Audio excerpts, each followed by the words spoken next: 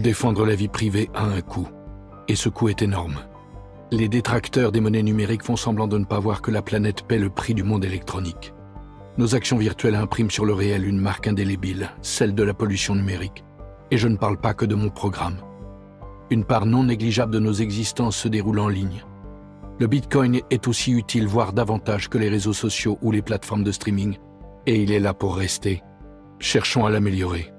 Et bonjour, c'est Nicolas de Immobilier Compagnie, bienvenue dans ce deuxième podcast sur le Bitcoin. Et avant même de continuer, je suis obligé de te rappeler, comme d'habitude, pas l'usage, mais ce que je t'ai dit dans le précédent épisode, ces émissions, alors déjà bien évidemment, je le répète, je ne suis pas du tout un professionnel du Bitcoin.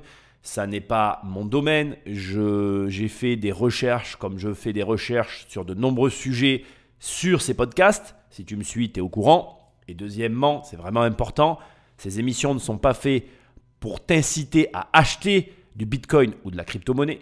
Ces émissions sont faites pour que tu t'y intéresses.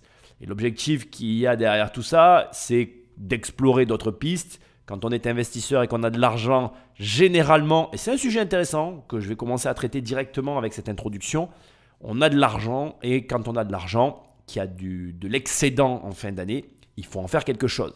Alors certains le savent, d'autres pas. Moi, j'ai toujours géré mes excédents avec des placements immobiliers, ce qui est pas très, ce qui est discutable, on va dire, parce que du coup, quand tu es très immobilier comme moi, replacer encore de l'argent en excédent dans l'immobilier, c'est pas le meilleur conseil qu'on puisse donner à qui que ce soit, mais je suis quelqu'un d'assez exclusif.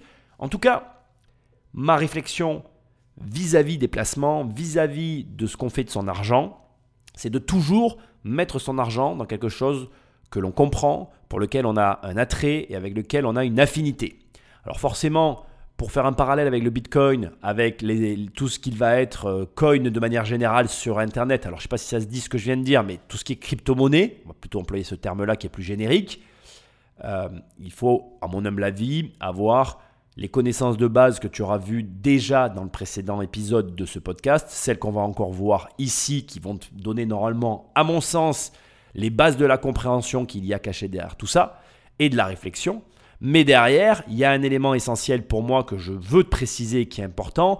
Il va de soi qu'on est sur de la technologie et que ton appétence et ta compréhension des technologies doit être au rendez-vous. C'est-à-dire que si comme moi, je considère que j'ai des difficultés avec les technologies, que je ne suis pas le meilleur et encore que je me débrouille, mais tu vois ce que je veux dire, je prends ça avec des pincettes, ça ne veut pas dire que je ne m'y intéresse pas, ça ne veut pas dire que j'en fais pas ou que je ne suis pas là-dedans et ce n'est pas la question de toute façon, ça veut juste dire que pour pouvoir s'engager, il faut une compréhension de ce que vont être les crypto-monnaies, premièrement, ça me paraît être la base, et deuxièmement, certaines compétences technologiques, ne serait-ce que pour comprendre ce qui se passe, les enjeux et tout ce qu'il peut y avoir derrière. Indépendamment de tout ça, et je te le répète aussi, et je m'excuse, mais c'est intéressant quand même de recommencer cette émission avec ces petits rappels, je fais aussi cette émission par rapport au fait que nous sommes sur une année présidentiable, bref, tu m'as compris, et que je trouve très intéressant qu'on aborde ces sujets-là, dont celui de la monnaie, parce que tu le veuilles ou non, la monnaie est au cœur de ces élections. Quand tu vas voter pour un candidat, tu votes aussi pour une politique économique et donc monétaire. Alors même si peu de personnes, j'imagine, abordent ces sujets avec toi, il faut que tu y réfléchisses. Et à un moment donné, on ne vote pas que pour un programme, on vote aussi pour une politique économique et monétaire. Et de toi à moi, personnellement en tout cas c'est comme ça que je vote, j'ai toujours tendance à voter pour des politiques économiques parce que l'économie est la seule chose qui me touche via les présidents qui se succèdent au gouvernement. Je vais te le dire autrement pour qu'on soit bien clair. Personnellement, dans mon quotidien, ce qui me touche le plus dans ma vie de tous les jours quand il y a un président en place, c'est les choix économiques que ce dernier peut faire. Et si donc ces choix économiques au préalable sont des choix pour lesquels je suis plutôt partant, c'est plutôt positif dans mon quotidien. Et à l'inverse, quand ces choix sont plutôt, à mon sens, négatifs pour moi, eh bien de la même manière, quand ils seront mis en place, ça sera plutôt négatif pour mes activités. Donc je t'invite, que tu aimes ou pas l'argent, que tu t'y intéresses ou pas, à aborder le problème aussi sous cet angle-là, parce que la politique, ça n'est pas que des idées, ça n'est pas que défendre la veuve et l'orphelin ou je ne sais quel combat que tu as envie qu'il soit mené par un homme politique, c'est aussi et avant tout une économie à gérer et une politique monétaire générale.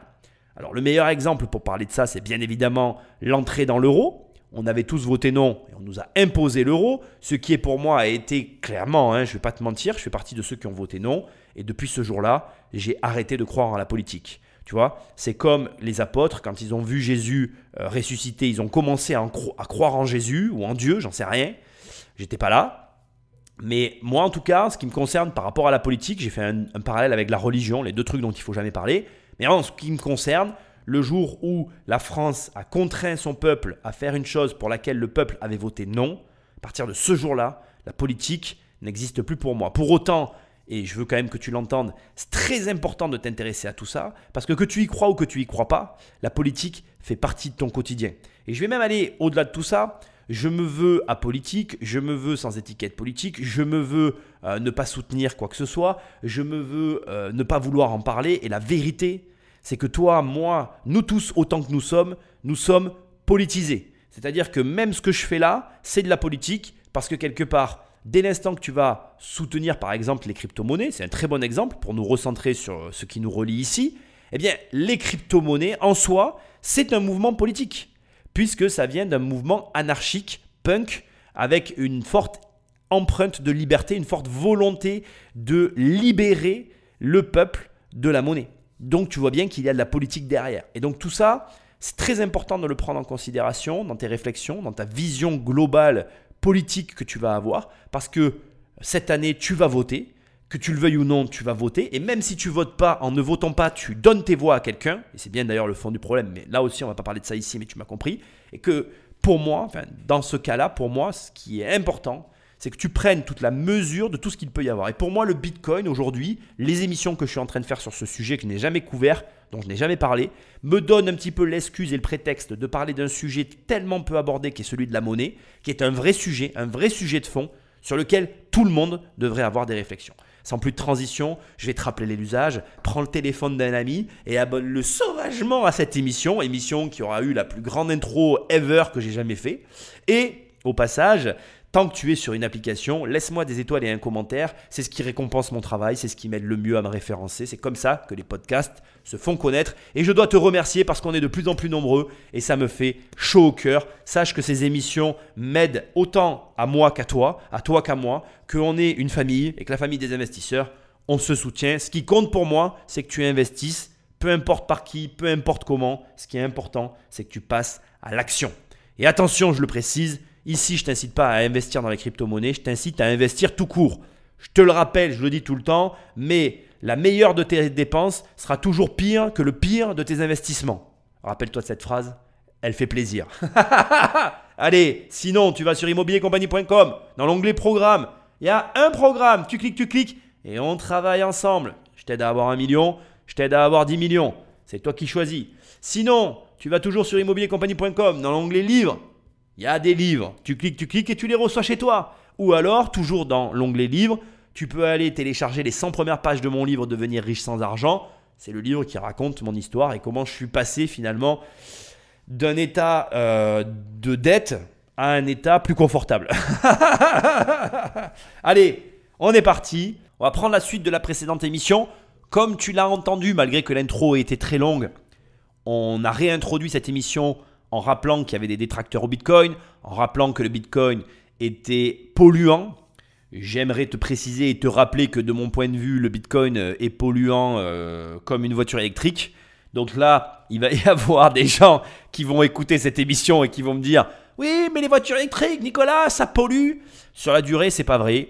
Ça pollue pas. Ça pollue moins qu'une voiture à essence. Tu peux sortir ça comme tu as envie, ne serait-ce que par le nombre de pièces qu'il y a à l'intérieur, que par l'ensemble des liquides qui parcourent le véhicule. Enfin, on pourrait faire un état, mais en termes de pollution, une voiture électrique actuelle pollue moins qu'une voiture à essence. Ne t'en déplaise, c'est comme ça. Au demeurant, j'ai pas envie de rentrer dans ce débat, tu as le droit de ne pas être d'accord avec moi. Je peux dire des bêtises et peut-être qu'un jour quelqu'un arrivera et nous prouvera que les voitures électriques, c'est le mal absolu. À ce moment-là, on ressortira les chevaux et on se déplacera à cheval. J'ai envie de te dire que c'était encore ce qu'il y avait de moins polluant. Peut-être qu'à l'époque, on aurait dû dire on arrête la voiture parce que c'est trop polluant et on reste au cheval. Mais je crois qu'une fois de plus, on se fourvoie et que le temps des voitures à essence aura été révolu bien avant que les voitures à essence n'aient fait le mal qu'on croit sur la planète. Mais là, je m'égare totalement comme j'aime à le faire parfois. Bref, pour dire que le Bitcoin est donc très polluant et qu'il y a des détracteurs du Bitcoin, qu'aujourd'hui, on va donc essayer de traiter entre autres ce sujet-là. Mais qu'il faut bien comprendre qu'on n'a pas fini avec le Bitcoin, qu'il y a encore des choses à dire et qu'on va finir de balayer donc cette matière, cette technologie qui nous est proposée actuellement parce que non seulement, comme je l'ai dit, donc elle initie à des réflexions inattendues, mais surtout, elle présente un intérêt financier non négligeable qu'il n'est plus possible d'ignorer. Qu'on le veuille ou non, on ne peut plus l'ignorer. Même moi, je me mets un peu à en parler. Je te rassure, j'en parlerai pas. Voilà, j'en parle là, j'en parlerai plus. Comme je te l'ai déjà dit, il y a des experts pour ça. Moi, je ne suis pas là pour ça. Mais au demeurant, il y a des points dans le Bitcoin qui m'intéressent et on va en discuter maintenant. Patrick Magnéto. L'impact du monde numérique sur nos civilisations s'avérait colossal. Nous vivions en direct l'avènement d'une société nouvelle, aux organisations différentes, qui aurait forcément besoin de sa monnaie. Sans frontières, inarrêtable, autonome et donc libre. Le Bitcoin. Une mécanique de précision à toute épreuve. Ah, juste un détail. Comme l'or, le Bitcoin allait rendre les gens fous. Alors comme tu l'auras compris, j'utilise depuis le début le Bitcoin pour te parler de sujets dont je n'ai pas l'habitude de te parler. Et ici, on va donc forcément parler, suite à ce que vient de nous dire Satoshi, des pétrodollars. Alors, tu l'as compris, dans la volonté de création du Bitcoin, il y a cette volonté d'avoir une monnaie qui soit finalement ni plus ni moins que le reflet de ce qu'est l'Internet, ou plutôt, je dirais, une monnaie qui colle parfaitement aux usages d'Internet. Internet, c'est quoi? Internet, c'est une fenêtre que tu as au travers d'un ordinateur, aujourd'hui d'un téléphone, d'une tablette ou d'un appareil que tu possèdes chez toi, parce qu'aujourd'hui, même nos téléviseurs sont connectés à Internet. Et cette fenêtre te permet d'accéder, je ne sais pas ce que j'ai dit, mais ce n'est pas grave, te permet d'accéder de la même manière à un site américain, comme à un site français, comme à un site japonais, russe, africain, etc. Ce qui est intéressant ici, c'est que le citoyen d'un des pays du monde, peu importe lequel, va avoir accès à une ressource d'un autre pays sans avoir à passer par aucun intermédiaire. Aujourd'hui, quand au début de mes podcasts, je te parle de immobiliercompagnie.com, quand tu regardes les personnes qui consultent ce site, il y a des Français de tous horizons et aussi de tout pays qui se connectent à mes podcasts, qui se connectent à mes sites internet, à mes contenus et qui les regardent comme s'ils étaient en France sans passer par un autre intermédiaire que ce qu'est le Worldwide Connection Internet. Tu comprends ce que je veux dire? En gros, c'est ça Internet. Mais aujourd'hui, il y avait donc bien évidemment une faiblesse à ce système, c'est qu'il n'y avait pas de monnaie qui permette de la même manière que l'utilisateur de pouvoir avoir des échanges sans surcoût. Et ça va me permettre de te parler des pétrodollars, de l'argent, de la géopolitique un petit peu, des monnaies en général et tu vas comprendre. Aujourd'hui, si par exemple, toujours, on va prendre ton cas, hein, tu écoutes ces émissions, tu es en France et puis d'un coup tu vas sur ton téléphone, tu te connectes à un site, on va prendre américain pour que ce soit plus simple et là tu veux acheter un produit, eh bien il va y avoir un premier problème qui va se présenter à toi, c'est bien évidemment la monnaie. Parce que le produit que tu vas regarder aux États-Unis, il est en dollars, que toi tu es en euros, et il va se produire une chose toute bête, mais à laquelle on a conscience quand on se déplace, mais pas forcément avec Internet, c'est qu'il va y avoir un taux de change et des frais. Alors des frais de livraison. Si le produit en plus est aux États-Unis, tu vas avoir un coût de livraison, mais j'ai envie de dire, ça tout le monde est capable de le comprendre. Mais pourquoi devrait-il y avoir des frais de change? Qu'est-ce qui justifie à un moment donné qu'il y ait un coût qui soit supporté par l'un des deux parties? Et surtout, la question la plus intéressante dans cette histoire, c'est qui doit payer? Qui doit payer le surcoût, étant donné que d'un côté, le client américain, le commerçant américain va vendre un produit à un Français qu'il n'aurait jamais vendu s'il n'avait pas été sur Internet.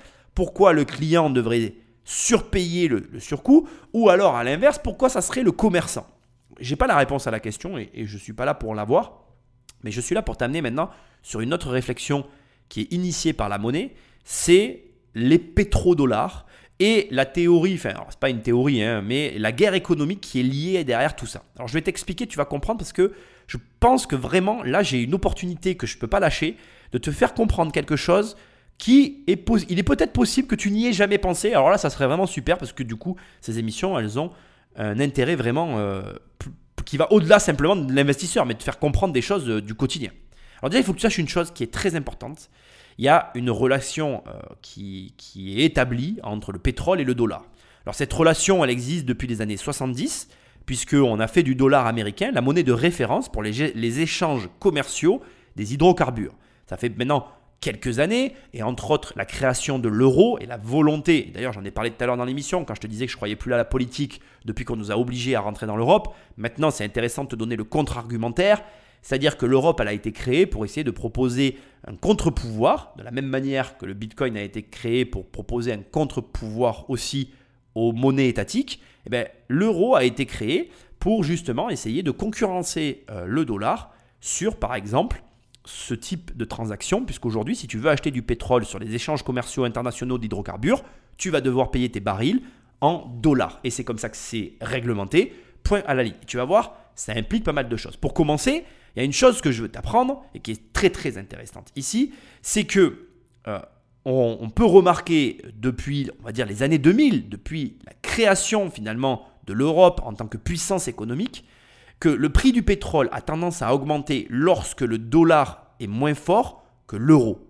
Et là, ça c'est vraiment très intéressant parce qu'il faut que tu saches que l'euro avait la volonté à un moment donné, enfin, bon, ça a été écarté, mais ça va revenir plusieurs fois sur le tapis, puis c'est toujours une volonté qui est tenace de plusieurs pays, de prendre la place du dollar sur les échanges internationaux d'hydrocarbures. Et d'ailleurs, je pense que si sur le court terme, pour l'instant en tout cas, ce n'est pas d'actualité, je ne serais pas surpris qu'à un moment donné ou à un autre, on puisse avoir la liberté de pouvoir acheter dans une autre monnaie que uniquement le dollar. Et tu vas voir que ça va avoir des conséquences importantes dans tout ça, on va en reparler. Alors, il faut comprendre une chose qui est hyper importante, c'est que d'abord, les pays producteurs de pétrole, d'accord, ont bien évidemment, et tu le comprends, hein, bien avant toi et bien avant moi et bien avant tout le monde, analysé l'événement que je viens de te donner. C'est-à-dire qu'ils avaient déjà remarqué que lorsque le dollar est moins fort que l'euro, le prix du pétrole a tendance à, le prix de leur pétrole a tendance à augmenter. Mais à l'inverse, quand il se produit donc le fait que le dollar est plus fort que l'euro, à ce moment-là, ce qui se passe, c'est que leurs revenus baissent. Les revenus des producteurs de pétrole. Donc, qu'est-ce qu'ils font, les producteurs de pétrole ? Ils n'ont plus qu'une seule option. Ils vont jouer sur la production du pétrole en lui-même.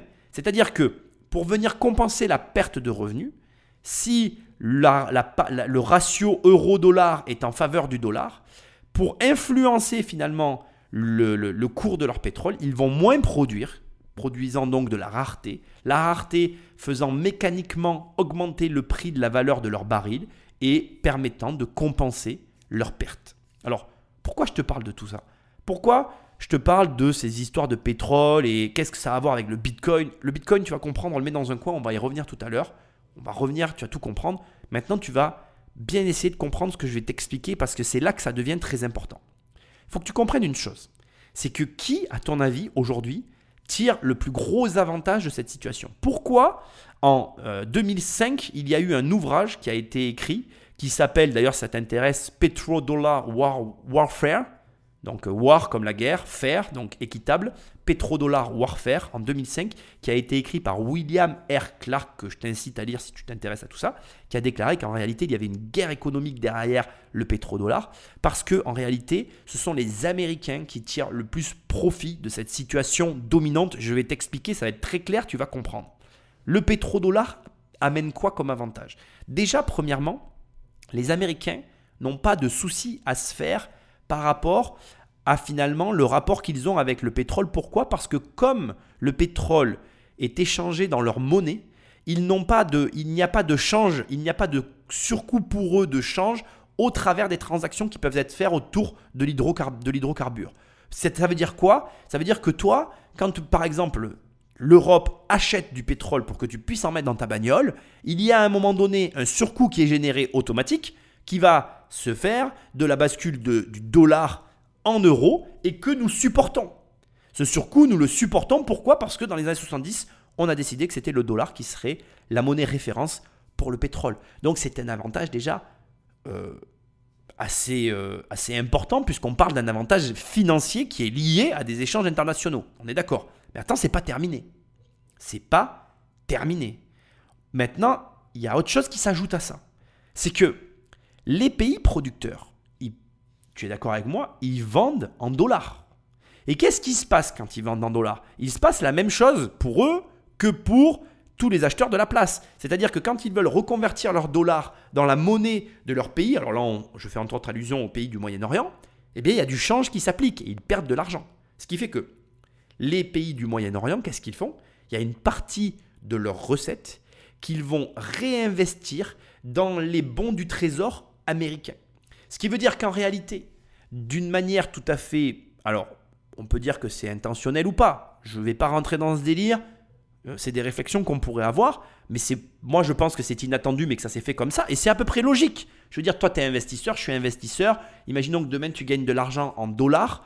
Eh bien, si tu gagnais de l'argent en dollars, à un moment donné déjà, sur une année d'exploitation, comme tu aurais une société, puisqu'on parle de société, tu aurais des recettes en dollars et il semblerait logique que tu réinvestisses une partie de l'argent en dollars. Et donc, comment faire pour optimiser tes dollars? Eh bien, en les réinvestissant avec la monnaie que tu gagnes en fait. Mais pour moi, c'est juste un effet d'aubaine. Alors certains vont me dire, non Nicolas, il y a des enjeux derrière ou il y a des pressions. Peut-être, mais il y a aussi de l'effet d'aubaine qu'on n'enlèvera pas. En tout cas, c'est mon opinion.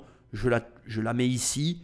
Je suis ouvert à toute opposition à mes propos. Mais en attendant, les bons du Trésor américain donc, sont entre autres achetés par les pays producteurs. Ce qui finance donc la dette publique américaine, qui est donc financée par la consommation d'un produit qu'ils achètent aussi en parallèle. Ce qui leur confère finalement un avantage non négligeable. C'est un petit peu comme si on est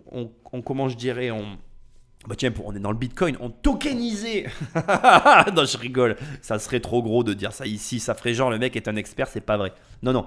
Ça serait un petit peu comme si on découpait notre dette en bons au trésor, qu'on la vendait à des gens qu'il y a des gens qui investiraient dans notre dette et que ces gens-là sont des gens avec lesquels on commerce, avec lesquels on gagne déjà de l'argent. C'est quelque part un double gain, enfin même un triple gain à ce stade pour les États-Unis qui n'est non négligeable et que si, alors bien évidemment maintenant on va un petit peu extrapoler tout ça, et si bien évidemment pour diverses raisons la suprématie des pétrodollars s'arrêtait, les Américains perdraient tous ces avantages. Ils perdraient l'avantage du change et ils perdraient aussi l'avantage de l'investissement dans leur dette qui viendrait donc du coup à être moins soutenu, plus difficile à maintenir à ce niveau-là et ça les mettrait dans une position difficile.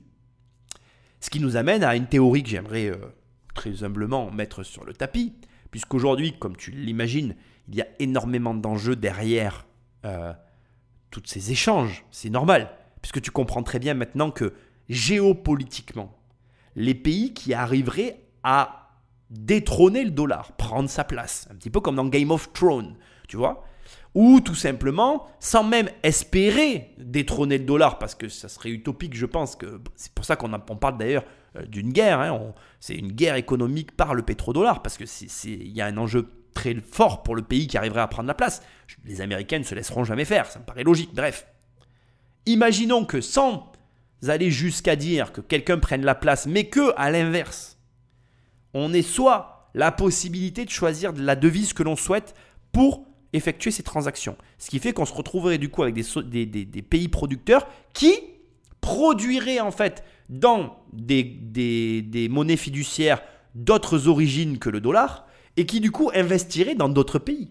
Donc déjà, ça permettrait aux pays de choisir avec quel type de monnaie ils voudraient réaliser leurs transactions. Bref, donc il y a cette possibilité-là. Ou alors, plus drôle, imaginons que, et là ça devient what the fuck comme manière de penser, qu'on décide que ce soit le Bitcoin qui soit en fait finalement la monnaie de référence pour les échanges d'hydrocarbures. Si on prenait une pareille décision, on prendrait une décision qui n'avantagerait aucun pays et qui permettrait au Bitcoin d'avoir une place unique, qui ne soit bénéficiaire pour personne et qui permette la neutralité totale dans chacun des pays avec un change préétabli par une règle sur laquelle personne n'aurait de prise. Alors bien sûr, ce que je suis en train de te dire est complètement utopique, mais quand si tu comprends tout ce que je viens de t'expliquer, si tu m'as suivi jusque-là et que tu as suivi mon raisonnement qui n'est vraiment pas évident, je te l'accorde, ben, tu as compris un petit peu ce qu'était Bitcoin. Tu as compris un petit peu ce que permettait en réalité le Bitcoin et pourquoi le Bitcoin est unique. C'est-à-dire que, tu vois que dans cette émission, on va bien évidemment parler des autres crypto-monnaies, puisque je viens de passer toute une émission à parler que du Bitcoin, et que là maintenant, on va parler des autres crypto-monnaies, mais le Bitcoin, de par sa conception et sa réflexion, et le fait, comme je l'ai déjà dit, et je le répète, mais c'est pas grave, et le fait qu'il n'y ait personne derrière, qu'il n'y ait pas d'intérêt servi derrière la monnaie. Ici, je viens réellement, et normalement c'est le point d'orgue de ces deux émissions, tu viens réellement de comprendre tous les intérêts qui se jouent derrière une monnaie. Et crois-moi, c'est lourd en fait. Parce que là, on parle d'une économie entière. Il faut comprendre que le pétrodollar fait partie, en tout cas de mon analyse personnelle, d'une des raisons principales, avec l'innovation, je vais quand même le dire à voix haute parce que c'est important que tu l'entendes, pour lesquelles les États-Unis sont actuellement le pays qui est en tête du monde entier.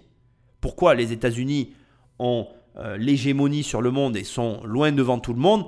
Parce qu'ils ont les pétrodollars qui leur permet de soutenir leur économie, et c'est donc de la monnaie dont on parle, hein. Et deuxièmement, parce qu'ils sont dans l'innovation perpétuelle et qu'ils ont ce caractère, ce tempérament à ne pas hésiter à toujours aller de l'avant, à remettre en cause des règles établies, à balayer des business. Hein. Aux États-Unis, tu vas avoir des villes qui vont faire faillite, tu vas avoir des entreprises qui vont tomber. C'est vraiment une civilisation qui a une approche très pragmatique de la vie.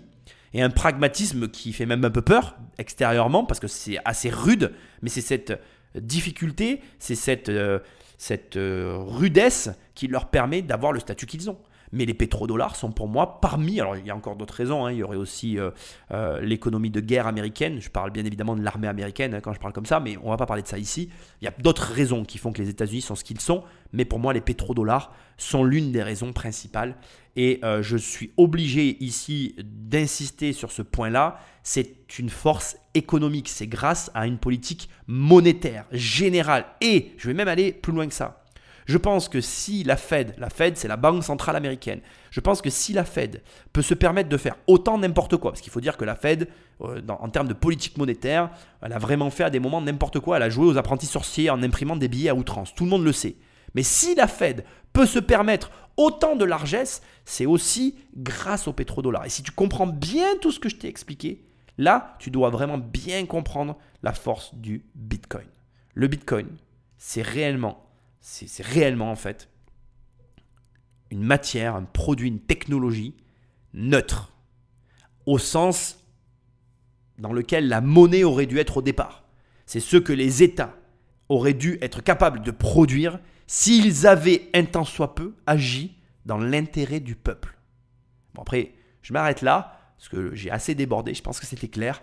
Maintenant, il faut que tu comprennes qu'il y a des enjeux derrière toutes ces finances, et le fait que le Bitcoin te propose une alternative, tu dois le voir pour ce que c'est, c'est-à-dire une alternative à toutes ces politiques sur lesquelles nous n'avons aucune prise. J'ai créé le Bitcoin, moi, Satoshi, et j'ai miné le tout premier. Au début du programme, j'ai amassé plus d'1 million de Bitcoin. Sur le papier, me voilà milliardaire depuis 2013. Milliardaire, riche d'une fortune dont le commun des mortels ne peut que rêver. L'argent, l'argent, l'argent. Il n'y a que ça qui vous intéresse, pas vrai? On finit toujours par vouer un culte à nos moyens d'échange. Le Bitcoin n'allait pas y couper. Ma disparition a complètement libéré la créature. La valeur du Bitcoin devenait hors de contrôle. Sur les plateformes d'échange, le jeu de l'offre et de la demande en faisait un objet de spéculation hyper volatile. Un jour, vous pouviez vous acheter une pizza. Le lendemain, une voiture de sport. Un peu instable pour une monnaie. Ici, on a l'un des arguments sans doute qui, à mon sens, est le plus à charge contre le Bitcoin et ce qu'il représente. Mais j'y opposerai en réponse et de façon tout à fait saine, j'ai envie de dire, le faible recul que nous avons sur finalement le Bitcoin en lui-même. C'est-à-dire que on compare des monnaies qui existent depuis des années et des années. Alors, il y en a qui vont me dire, attention, l'euro est là depuis pas longtemps, mais il faut savoir que l'euro est une réflexion et est un projet depuis vraiment très longtemps, premièrement, et qu'avant ça, il y a eu des années et des années des siècles même. Hein. Le franc, c'est une monnaie qui existe depuis très longtemps. Les dollars existent depuis relativement longtemps aussi. Il y a beaucoup plus de recul sur ces monnaies-là que sur le Bitcoin. Et le Bitcoin est encore trop jeune pour qu'on puisse, de façon tout à fait ferme, se prononcer sur ce qu'il est. Alors certes, les propos qui sont tenus ici par Satoshi, que j'ai invité bien sûr, sont vrais. C'est-à-dire qu'aujourd'hui, je ne peux pas, je n'ai rien à opposer à cette volatilité. Le Bitcoin est ultra volatile, c'est une réalité, c'est un jeu de montagne russe. Tu n'as qu'à regarder le cours, même au moment, peu importe le moment où tu vas écouter cette émission, tu n'as qu'à regarder le cours du Bitcoin pour voir et constater comme moi que oui, le Bitcoin est ultra volatile. Et il faut comprendre que, on va revenir à mes histoires de monnaie, parce qu'encore une fois, je n'ai pas l'occasion de parler de tout ça avec toi. Aujourd'hui, la stabilité qu'il y a derrière une monnaie, ça fait partie des enjeux importants qu'une population doit regarder. Tu as envie, et j'ai envie, nous avons envie communément que le prix de la baguette ne soit pas multiplié par 10 un matin quand je me réveille. Surtout quand nos revenus, eux, ne le sont pas multipliés par 10. Et comme si cela ne suffisait pas, je te rappelle qu'en France, on a ce qu'on appelle un code monétaire et financier et que si tu vas à l'article L111-1, il est écrit, et je te le lis noir sur blanc, je suis devant, la monnaie de la France est l'euro. L'euro est divisé en 100 centimes. Point. C'est une seule ligne. Tu ne peux pas te tromper. Il y a d'ailleurs l'article L111-2 abrogé, que je te précise aussi parce que je l'ai sous les yeux, jusqu'au 31 décembre 2001. Le franc est la subdivision nationale de l'euro. Jusqu'à la même date, les billets et pièces libellés en francs ont seul cours légal. Parce qu'avant, bien évidemment, on avait le franc. Et donc, le Bitcoin n'est pas dans le code monétaire et financier d'aucun pays, même si certains pays aujourd'hui commencent à s'en servir, que sa valeur commence à en intéresser certains. Alors quand je parle de sa valeur, c'est plutôt sa philosophie. Quand je parle de sa philosophie, c'est plutôt son code. Quand je parle de son code, c'est plutôt sa conception. J'avais décidé dès le début que le Bitcoin serait une ressource finie, rare. L'émission de Bitcoin prévue à l'avance diminue avec le temps. Un jour, elle cessera totalement. Donc, comme tu viens de l'entendre, le Bitcoin a été préétabli, conçu pour être fini. C'est-à-dire qu'il y a un nombre déterminé de Bitcoin qui est connu. Au moment où j'enregistre l'émission, il y a 18,3 millions de Bitcoin en circulation. Là, c'est ce qui circule actuellement. Au moment toujours où je tourne cette vidéo, il est prévu qu'il y ait en 2024 20 millions d'unités produites en circulation. Et en fait, on estime la fin de la production de Bitcoin à 2024 comme étant la fin à 20 millions et non pas à 21 millions, car il y a des Bitcoins qui ont été perdus. On va reparler de cette histoire de perdus. Je t'ai prévu une petite aparté dans l'émission, bien évidemment, sinon ça ne serait pas drôle. Mais ce que je veux que tu comprennes, c'est que là, maintenant, on arrive à l'opposition des deux philosophies. C'est-à-dire que d'un côté, on a des États qui, de manière discrétionnaire, c'est-à-dire qu'en toute discrétion et sans aucun consensus populaire, ou je devrais dire référendum, produisent de l'argent à volonté, qui du coup, comme je l'ai déjà expliqué dans l'émission précédente, diminue la valeur de ce que tu possèdes, mais qui aussi pose une question étrange et fondamentale qui est la suivante. Pourquoi les États continuent à nous collecter des impôts alors qu'ils pourraient créer de l'argent pour eux? Quel est l'intérêt en fait finalement de venir prendre de l'argent au peuple alors que les États pourraient avoir leur propre argent? Ils pourraient s'imprimer de l'argent, le prendre pour eux et le remettre en circulation. C'est une réflexion complètement folle. Ça n'a pas de sens. Économiquement parlant, s'ils faisaient ça, ça aurait des conséquences. Donc je ne vais pas rentrer dans ce détail, mais ce que j'essaye de te pointer du doigt ici, c'est que de l'argent est produit, argent qui est réinjecté dans l'économie par des systèmes, on va dire, pas opaques, ce n'est pas le terme, mais en gros, l'argent est forcément réinvesti, c'est-à-dire qu'on va acheter, comme je t'ai dit, des actions d'entreprise, on va racheter des obligations d'État, on va donner l'argent aux banques pour qu'elles le prêtent avec intérêt, et tout ça va contribuer finalement à alimenter un système qui est rodé déjà et qui fonctionne et qui est en place. Sauf que il y a une érosion de la confiance. Je te rappelle qu'au cœur de tout ça, il y a la confiance et qu'aujourd'hui, de moins en moins de gens font confiance au gouvernement et à leur politique monétaire, raison pour laquelle je fais cette émission. Et à l'opposé de ça, on a quelqu'un qui a créé un code qui est le Bitcoin. Et je t'annonce, et c'est très marrant d'ailleurs, de dire qu'il va y avoir 21 millions d'unités à l'arrivée, qu'au final, il n'y en aura que 20 millions parce qu'une partie vont être perdues et sont déjà perdues. Au moment où je parle, il y a une partie des bitcoins qui ont été perdus pour environ 1 million de bitcoins qui seront perdus. Et il va rester 20 millions à se partager, sachant que Satoshi Nakamoto possède à lui seul 1,100 million de bitcoins. 1,1 million de bitcoins. Donc ça veut dire qu'au final, on va se partager 18,9 millions de bitcoins. Ce qui veut dire que, par essence, le bitcoin qui a été calibré à la manière de l'or ou du diamant va devenir une valeur numérique rare de spéculation qui peut entre autres aussi faire office de monnaie d'échange, de valeur d'échange. Attention, pour l'instant, on ne connaît pas la suite. Comme je fais que te le répéter depuis le départ, tu es là pour surtout t'ouvrir et t'intéresser à tout ça. Mais à ce stade, et c'est ça qui est assez drôle, c'est que tu comprends mieux maintenant l'intervention de Christine Lagarde. Il faut impérativement que cette activité, si elle s'apparente à de la monnaie, entre guillemets, elle soit soumise exactement aux mêmes règles, même business, même supervision, même régulation. Maintenant, tu comprends mieux, même business, même supervision, même régulation.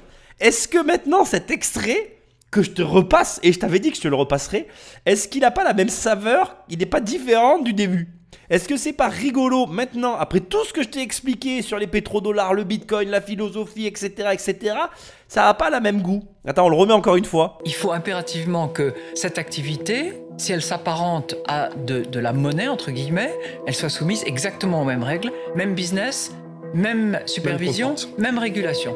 Même business, même supervision, même régulation. Et il faut impérativement. Alors, régulation, mais Madame Lagarde, aucune régulation. Régulation, que vous allez vouloir la mettre. Même règle, mais aucune règle. Puisqu'en fait, vous n'en avez pas.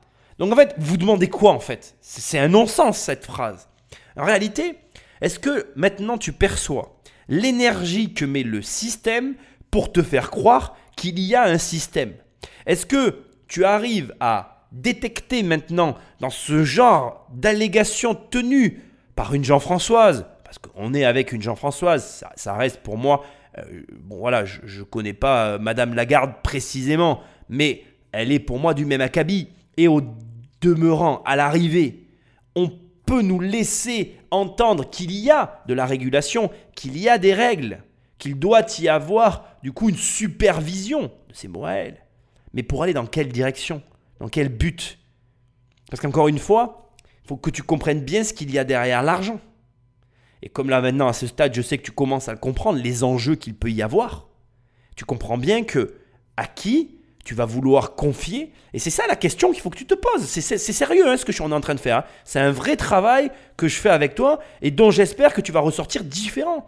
Demande-toi à qui tu as réellement envie de confier la gestion, la réflexion et aussi la direction de la politique monétaire qui est menée sur le territoire dans lequel tu vis. Est-ce qu'aujourd'hui tu es en accord? Et est-ce que, même au-delà du fait que tu sois en accord, est-ce que simplement tu as conscience de ce qui est fait? Est-ce que tu savais que l'une des volontés de l'Europe était de prendre la place des pétrodollars? Est-ce que tu es d'accord avec ça? Oui ou non? La réponse m'importe peu en fait. Moi, tu sais que les idées politiques, bon, de toute façon, c'est le paradoxe. On est tous politiques autant que nous sommes. Pour autant, moi, je n'aime pas ça parce que je n'ai aucune croyance en fait comment je dirais. Je n'arrive pas à croire qu'un individu ne puisse pas agir pour ses intérêts. Et or, je pense que pour réellement agir dans l'intérêt des peuples, il faut être complètement désintéressé. Et à ce jour, corrige-moi si je me trompe, n'ai jamais vu d'individu totalement désintéressé. Nous avons tous des intérêts pour diverses choses de la vie. Ça nous regarde tout un chacun. Au demeurant, je préfère avoir en face de moi une personne dont je comprends les intérêts, dont j'adhère aux philosophies et qui, même si nos intérêts ne convergeront jamais totalement, va emprunter une direction à peu près équivalente aux idées que je peux avoir. Aujourd'hui, je te repose la question, est-ce que tu n'as seulement qu'une once de connaissance au travers des politiques monétaires qui sont menées par le biais de l'euro. Est-ce que tu as conscience, par exemple, donc tout à l'heure je t'ai expliqué les enjeux qu'il y avait autour des pétrodollars, est-ce que tu as conscience de ce que nous fait peser le Brexit sur l'Europe? Est-ce que tu sais qu'aujourd'hui la France est en première ligne en termes de pertes sèches par rapport au fait que l'Angleterre soit sortie de l'euro? C'est nous, les Français, qui en payons le plus les pots cassés. Aujourd'hui, moi je considère qu'on a perdu 1 point de croissance, ramenant la croissance. Alors certains te diront à 0, moi je dis qu'elle est en négatif. Après c'est des calculs très différents, on ne va pas rentrer non plus là-dedans. Mais on a perdu plus d'1 point de croissance. 1 point, déjà ça sera déjà suffisant, on va en rester là, je ne vais pas trop en faire. On va dire qu'on a perdu au moins 1 point de croissance avec la sortie de l'Angleterre de l'Europe. Et la France a perdu ce point de croissance qu'elle ne retrouvera pas, puisque l'Angleterre ne sera plus dans l'Europe par tout un tas de mécanismes financiers, monétaires, politiques, etc. Sans compter les dommages collatéraux dont tu dois être au courant, qui vont rentrer dans des situations conflictuelles, où nous allons rentrer, nous la France et d'autres pays, dans des situations conflictuelles avec l'Angleterre, qui, je le rappelle, est la passerelle privilégiée des Américains pour venir conquérir les marchés européens. Bon bref, je vais arrêter mes égarements, mais là où je t'emmène et où je veux revenir maintenant autour de tout ça, c'est que Satoshi Nakamoto a pensé le Bitcoin à l'opposé des philosophies monétaires qui sont menées actuellement depuis ces 30 dernières années, peut-être même plus. Je dirais que depuis que Nixon a supprimé les talons or, sur les monnaies qui sont actuellement gérées par des États. Je ne dis pas que le Bitcoin est bien, j'insiste, je ne suis pas en train de dire le Bitcoin c'est bien. Ce que je trouve de bien, par contre, c'est que c'est une alternative à quelque chose qui existe et qui n'existait pas et dont on avait besoin. Ce que je dis que je trouve génial, et alors ça je trouve ça génial, c'est que ça t'oblige à te poser des questions monétaires sur des situations économiques que nous vivons tous et pour lesquelles nous n'avions pas matière à nous poser des questions parce que nous n'avions pas ce contre-pouvoir. Et c'est pour ça que, et ça nous montre une chose alors encore plus surprenante à laquelle je ne m'attendais pas de te parler en parlant de tout ça, ça te montre l'importance d'avoir des idées opposées. Contrairement à ce que beaucoup de gens me prêtent, j'ai effectivement peut-être un comportement qui laisse à penser que je suis un libéral, mais je suis très ouvert en fait. Parce que c'est très intéressant d'avoir l'opportunité, et je dis bien l'opportunité d'avoir accès comme ça à des pensées opposées pour justement s'obliger à se demander, ne serait-ce que si ce en quoi on croit, ce en quoi on est convaincu depuis toujours et qu'on n'a jamais remis en cause, est une norme arrêtée dans le marbre à laquelle on doit continuer de se raccrocher inlassablement. C'est-à-dire que ça nous permet de réfléchir sur des choses que l'on croit parfois comme étant vraies et qui sont fausses, et inversement d'ailleurs. Et crois-moi, je te le dis en toute sincérité, c'est la pire des configurations.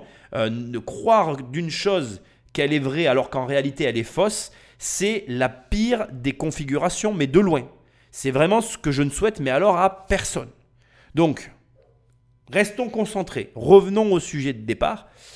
D'un côté, on a le Bitcoin, fini, qui admet un début et une fin, qui est préétabli, codé, géré par personne, puisque Satoshi Nakamoto a disparu. Et on a une règle pour soit le miner, soit pouvoir l'échanger. Point, ça s'arrête là. Et de l'autre côté, on a des États, comme Madame Lagarde en est la représentatrice parfaite, qui, elle, sous couvert d'une soi-disant régulation, soi-disant autorité, nous explique qu'il ne peut en être autrement et que bien évidemment tout est régulé, tout est sous contrôle, alors qu'on est dans une impression à tout va, d'une planche à billets dont tout le monde aujourd'hui a conscience qu'elle existe, mais dont personne ne veut nous en parler. Pour moi, c'est le comble de l'ironie. Je préférerais 100 fois un homme politique courageux qui vienne et qui nous dise « Bon ben voilà, on imprime des billets, on n'a pas eu trop le choix pour telle et telle raison, on ne sait pas où on va, mais on n'a pas le choix », plutôt qu'une Christine Lagarde qui vient et qui, sous couvert de jolis mots, nous raconte du pipeau et qu'aujourd'hui, malheureusement, plus personne ne la croit parce que, à moins qu'elle ne soit pas au courant, mais l'information circule et pas que sur les télévisions, fort heureusement. Il y a quelques mois, il jette un vieux disque dur sans penser qu'il y avait stocké les données nécessaires pour accéder à un petit trésor. S'il ne valait pas grand-chose quand il les a acquis en 2009, les 7500 bitcoins de James Howells représentent aujourd'hui 5,5 millions d'euros. Alors bien sûr, quand tu as 7500 bitcoins et que tu regardes le cours du bitcoin, tu peux imaginer assez facilement l'ascenseur émotionnel que vit cette personne en voyant le cours monter, descendre au gré des montagnes russes, n'est-ce pas? Que je te laisserai le soin de prendre et de faire la petite multiplication. Si au moment où cet enregistrement a été réalisé, les 7500 bitcoins de Owen valaient quelques millions. Il est facile de comprendre qu'aujourd'hui, avec une base, on va dire, du bitcoin à 30 000 €, on est sur 225 millions. Une paille. Alors là, bon, je ne vais pas m'étaler, l'émission est assez longue. Ici, c'est juste pour faire un petit clin d'œil et passer un petit moment sympa à se dire que, ben oui, le bitcoin, c'est de l'argent qui t'appartient. Donc, comme l'argent t'appartient vraiment, eh bien, figure-toi que cet argent qui t'appartient, tu en as la responsabilité. Comme je te l'ai déjà dit dans l'émission précédente, tu n'as pas de tiers de confiance vers qui tu peux te tourner en cas de problème. C'est-à-dire que si comme Owen, par malencontreux hasard, le disque dur finit dans une poubelle, qui finit dans une déchetterie avec à l'intérieur 7500 bitcoins parce qu'ils sont précisément dans ce disque dur, ben ton argent il est perdu et donc tu es à la recherche d'un trésor qui est caché quelque part dans une déchetterie, une aiguille dans une botte de foin. J'ai pas du tout fait aucune recherche sur Owens parce que j'ai pas du tout envie de savoir le pourquoi du comment de cette histoire et je te laisse le soin de le faire, ça ne me concerne pas. Ici c'est vraiment pour te montrer le mode de fonctionnement et comme tout système qui peut avoir ses avantages, certains systèmes peuvent avoir ses défauts. Et là, le système, bien sûr, c'est que l'argent, à l'image du chèque de banque qui cristallise la valeur dans le chèque, eh bien, le Bitcoin est cristallisé par un code que tu es le seul à connaître, qui peut aller jusqu'à être gravé quelque part. Et ce quelque part est le seul endroit où le Bitcoin se trouve. Ce qui explique ce que je t'ai expliqué tout à l'heure, ce qui amène, ce qui lève le voile sur ce que je te disais tout à l'heure, la réponse à la question de comment des bitcoins ont pu être perdus. Pourquoi sur les 21 millions de bitcoins prévus dès le départ par Satoshi Nakamoto, à l'arrivée il n'y en aura plus que potentiellement 20 millions parce qu'il y en a 1 million qui vont être perdus ou égarés. Alors quand tu perds un bitcoin, bon, ça fait toujours chier. Et encore, je suis vulgaire, excuse-moi, mais le terme est peut-être même aggravé si le cours continue à s'envoler. Parce que tu as aujourd'hui des spécialistes du bitcoin qui voient le bitcoin à 100 000 $. Et là, on est bien d'accord que j'ai fait un calcul de 225 millions pour les 7500 bitcoins à 30 000 €. Si on arrive à 100 000 € le bitcoin, je pense que là, le mec, il pète un câblon, quoi. On parle de quelqu'un qui est assis sur une fortune colossale que tu ne pourrais même pas amasser dans ta vie, en fait. Donc, c'est vraiment toute l'ironie et à la fois la beauté de la chose parce que je pense que réellement, il y a un effet d'opportunité lié à ce que peut être le bitcoin. Je ne le remets pas en cause, même si je n'arrête pas de te répéter que cette émission n'est pas là pour t'inciter à acheter du Bitcoin. Je pense qu'il y a un effet d'opportunité que tu te dois de comprendre, mais je pense aussi qu'il y a des mécanismes comme celui-ci que tu dois bien comprendre et avant de t'y lancer, il faut que tu sois sûr de bien avoir compris que l'argent, il est là où tu le mets et que les codes qui te permettent d'y accéder, il vaut mieux pas que tu les perdes. Sinon, tu te retrouveras dans la même situation. Je n'ai pas créé le Bitcoin pour que vous deveniez millionnaire, mais pour inventer une monnaie numérique libérée des intermédiaires. Pourtant, tout ce qu'on retenait de mon invention, c'est qu'elle faisait et défaisait des fortunes. Alors, il faut savoir une chose que je veux te dire absolument, mais alors là, on sort complètement du cadre, et je ne vais pas y rester très longtemps, l'émission est déjà assez longue, en 2 parties, bref. Pour moi, une très bonne invention, et peu importe de quoi on parle, dans le numérique, dans le réel, etc., elle est dévoyée de son utilité première. Ça veut dire qu'en réalité, le concepteur va créer quelque chose qui va avoir un but, qui va avoir une utilité, qui va avoir un mode de fonctionnement. Et les utilisateurs, quand ils vont le prendre, ils vont s'en servir pour autre chose. Alors c'est très frustrant quand ça arrive, c'est très énervant, c'est très tout ce que tu veux. Mais c'est la réalité et tu constateras que les personnes qui sont capables, et c'est là où ça devient intéressant, qui sont capables justement de s'adapter à la nouvelle utilité préconisés par les utilisateurs, eh bien, ce sont ceux-là qui font fortune. Et encore une fois, voilà, c'est pas facile ce que je suis en train de dire. Et puis ici, dans le Bitcoin, ça ne peut pas s'appliquer puisque le créateur s'est effacé, il s'est envolé, il n'est plus là. Donc c'est là aussi où la situation est un petit peu ironique, c'est-à-dire qu'on nous a donné quelque chose et on en fait finalement ce qu'on veut. Et c'est là où on est plutôt dans la fiction, dans les propos tenus par Satoshi.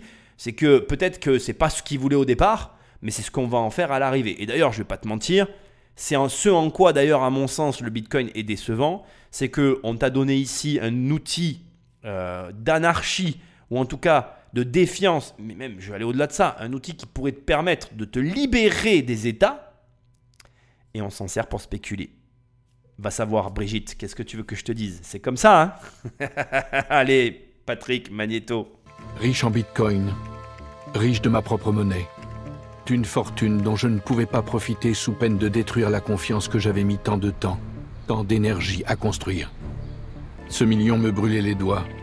Utilisé habilement, il pouvait me permettre de contrôler la valeur du bitcoin par un jeu de vente et de rachat calculé, d'en faire une monnaie stable, de regagner l'influence que j'avais été forcé d'abandonner si vite. Ce million de bitcoin constituait aussi pour moi l'unique moyen de prouver que j'étais bien Satoshi. Y toucher et me dévoiler allait de pair, immanquablement. Était-il temps? L'opportunisme ne connaît pas de limite. Le goût de la gloire, vanité. L'anonymat est le prix de ma liberté. Mon absence avait engendré une figure puissante autour de laquelle gravitaient les égos et les imaginaires. Tout l'inverse de ce que j'avais souhaité en m'effaçant. Le bitcoin devait conserver son autonomie et la confiance des gens, à tout prix. Je devais me forcer à ne pas interférer malgré la volatilité du cours. Mon million resterait là où il est. Dans les coulisses, une foule d'imposteurs attendait de prendre ma place. Ils copiaient-collaient le code de Bitcoin et les crypto-monnaies proliféraient. À chacune son prétexte. Micro-paiement, confidentialité, automatisation des transactions. La demande pour une nouvelle forme d'argent explosait. Elle allait entrer dans une dimension encore plus délirante. Deux choses ici dans ce plus long passage que tu n'auras jamais eu sur cette émission. La première concernant Satoshi Nakamoto sur le fait qu'on est en plein fantasme. Parce que d'un côté, on a quelqu'un qui a miné 1 100 000 bitcoins, qui les a conservés et qui ne les touche pas. Et donc, quand tu t'es bâti une fortune pareille, bien évidemment que la plupart des gens ont du mal à comprendre. Parce que la plupart des gens ont un rapport particulier avec l'argent. Et que seuls ceux qui ont de l'argent pourront t'expliquer que déjà, premièrement, s'ils ont un plan, s'y tenir, c'est sans doute la meilleure des idées que ever t'aies jamais eu. Et deuxièmement, quand tu as vraiment de l'argent, tu n'as pas besoin d'argent. Même si je ne pense pas que Satoshi Nakamoto avait de l'argent au départ de tout ce projet un petit peu fou. Je pense que d'une façon ou d'une autre, c'est quelqu'un qui doit avoir un rapport particulier avec sa création de par la tournure que sont en train de prendre les événements. Je vais te le dire autrement parce que ma position n'a pas été bien claire et je veux qu'on clarifie les choses. Donc premièrement, on ne sait rien de cette personne qui a créé le Bitcoin. Et deuxièmement, je pense qu'on est plus face à une adaptation suite à une conjoncture. Donc je pense que le Bitcoin est ce qu'il est actuellement et que la conjoncture fait que, effectivement, ne toucher à rien est sans doute la meilleure des idées possibles par rapport à la situation. Et deuxièmement, Satoshi Nakamoto, qui qu'il soit, un groupement de personnes ou une personne, a peut-être un plan et s'y tenir, c'est sans doute la meilleure des idées qu'il ait pu avoir. Ici, je me concentre sur la première partie. C'est intéressant parce qu'on a une personne qui détient sur 18 millions. On a 1 100 000 bitcoins concentrés à un seul endroit. C'est un pouvoir dans le pouvoir. C'est-à-dire que le bitcoin est un pouvoir en soi. Mais dans ce pouvoir, il y a un autre pouvoir caché qui est la personne qui détient donc ces bitcoins. Et quand il dit les retirer et par un jeu habile d'achat et de revente. Bon, on est complètement dans le fantasme, c'est clair. Mais ça te permet aussi de comprendre que sur un petit marché, parce qu'on est sur un petit marché, une personne que certains vont appeler une baleine, donc quelqu'un qui possède un gros volume de quelque chose alors que cette chose n'est pas très très diffus, eh bien cette personne qui possède un gros volume a un pouvoir sur ce marché. Et donc, effectivement, comme c'est sous-entendu, si la personne avait une certaine habileté à manier des cours monétaires ou des cours boursiers ou en tout cas des cours de marché, il y aurait la capacité avec ce million et par un jeu habile d'achat, de vente et de jouer avec la situation, de faire infléchir, de plier les cours à sa volonté. Parce que quand comme ça, tu as la possession et la maîtrise d'un gros volume de quelque chose, eh bien, tu as la capacité à pouvoir faire tendre les cours dans un sens ou dans un autre.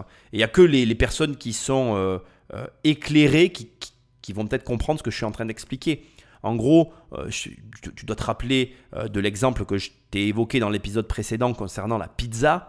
Mais si la pizza au départ, elle est à toi, si c'est toi qui possèdes le frigo et qui a la clé d'ouverture et de fermeture du frigo, c'est toi qui as le pouvoir de vie ou de mort sur toutes les personnes dans la pièce. Donc ce que j'essaye de t'expliquer, c'est que quand tu possèdes en grande quantité un produit de telle façon que tu peux influencer son cours de valeur intrinsèque, eh bien, ce pouvoir, d'abord, il ne peut pas être ignoré. et tu dois en prendre connaissance. Si tu investis dans le Bitcoin, pour moi, si tu investis dans le Bitcoin, tu dois absolument savoir ou connaître l'existence de ce 1 100 000 Bitcoins détenus par Satoshi Nakamoto. Parce que d'une manière ou d'une autre, on ne sait rien de cette personne, tout n'est que spéculation et foutaise autour de lui. Si demain, pour X ou Y raison, il décide de tout retirer d'un coup, crois-moi, le Bitcoin va s'écraser. C'est logique en fait. Personne ne pourra lutter contre cet effet qui sera lié au mouvement de cette masse. Mais ce qui est intéressant aussi, c'est qu'à ce jour, il n'a jamais bougé. Donc il y a un mystère qui plane, notamment aussi, et je le remets encore sur la table, mais par rapport au lien qu'entretiennent les humains avec l'argent. On a du mal à se dire qu'un mec qui a des milliards ne va pas les prendre et s'en servir. Ça paraît délirant, alors qu'ils sont là à portée de main, qu'il y a un code à taper et sans doute une manipulation à faire et en quelques secondes c'est récupéré. Donc c'est vrai que voilà, il y a vraiment cette part de mystère et ce million qui est à la fois la garantie pour lever l'anonymat sur la personne qu'il est, à la fois une espèce de pouvoir caché dans le pouvoir qui plane et que tu ne peux pas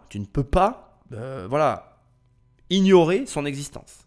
Enfin, dans la dernière partie de ce qu'on vient d'écouter, il y a un dernier élément qui est mis en avant, qui est que, bien évidemment, le Bitcoin a fait des émules, il a fait des copies de copies, le code a été repris, l'idée a été reprise, la philosophie a été dupliquée, et aujourd'hui, il y a plein de crypto-monnaies et tu n'es plus obligé d'investir que dans le Bitcoin. Tu as l'Ethereum qui est, on va dire, la deuxième grosse crypto-monnaie derrière le Bitcoin, qui, je pense, se veut plus utile dans l'utilité, dans la possibilité de ce qu'est en soi le Bitcoin. Le Bitcoin, c'est une chose, l'Ethereum en est une autre. Je dirais que l'Ethereum, c'est de mettre finalement à disposition des autres la technologie du Bitcoin. C'est-à-dire comment toi ou moi, on peut à notre tour, en utilisant Ethereum, créer nos propres crypto-monnaies. C'est quelqu'un qui a eu juste l'idée de mettre à disposition la technologie d'autres utilisateurs, un petit peu comme WordPress a permis finalement à tout le monde de se lancer sur Internet. Ethereum va permettre à tout le monde de se lancer sur la blockchain. Et encore, ça n'est qu'une première application. Il va y en avoir d'autres qui vont arriver derrière.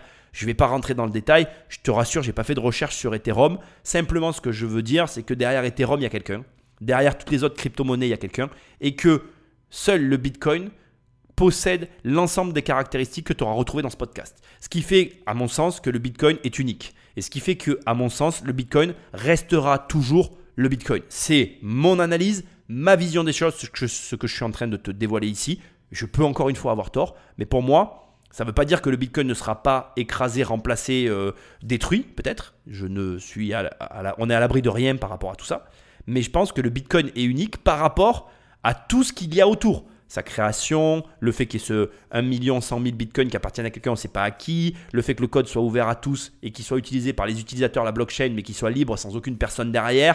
Enfin bref, tout ce que tu auras vu pendant ce podcast. Maintenant, il faut comprendre que le besoin de crypto-monnaies, le besoin de nouvelles monnaies s'explique par les choix gouvernementaux, raison encore une fois de cette émission, et que parce que les peuples, de manière générale, et là, tu peux ne pas être d'accord avec moi. Tu peux ne pas être d'accord avec ce que je m'apprête à te dire. Seulement, ce n'est pas moi qui le dis. C'est aujourd'hui une tendance que l'on observe. Ce qui veut dire qu'en réalité, il y a un réel besoin. Les monnaies et les politiques monétaires sont tellement douteuses qu'aujourd'hui, les gens ont envie d'un autre système monétaire. Donc, il y a énormément de crypto-monnaies qui sont créées et toutes les excuses sont bonnes pour créer sa crypto-monnaie. Plus rapide, plus anonyme, moins énergivore. Tout le monde voulait recréer le Bitcoin, mais en mieux. Et au passage répliquer l'ascension vertigineuse de son cours. Début 2018, la capitalisation totale des crypto-monnaies s'élevait à 800 milliards de dollars. 800 milliards. Avec mon million de Bitcoin, je faisais une entrée fracassante dans le top 50 des personnalités les plus fortunées du monde. 44e fortune mondiale. Virtuelle. J'avais appris aux gens à battre monnaie, et ils ne s'en privaient pas. Les promesses d'enrichissement immédiat pullulaient. D'innombrables projets inutiles voyaient le jour. Certains avaient même inventé un système de levée de fonds en crypto-monnaie pour créer de nouvelles crypto-monnaies. Il faut bien comprendre ici qu'on a ouvert la boîte de Pandore. Et je ne suis pas en train de prôner le fait que Bitcoin est le seul et l'unique et que si tu dois investir, tu dois aller que dans le Bitcoin. Je pense qu'il y a, comme dans tout, de très bonnes alternatives à Bitcoin. Il y a de moins bonnes alternatives. Et comme dans tout, il y a des arnaques. Et puis il y a des gens qui se font arnaquer. Et il y a, ce que j'essaye de te dire, c'est que on critique toujours les arnaqueurs, mais il y a aussi des clients à arnaque. C'est-à-dire que dans le lot, et désolé de te le rappeler, pour moi, il y a effectivement les vendeurs de rêves, mais il y a aussi les acheteurs de rêves. Et la culpabilité, c'est comme dans le couple, ça se partage. Ça n'est pas et ça n'est jamais que d'un seul côté.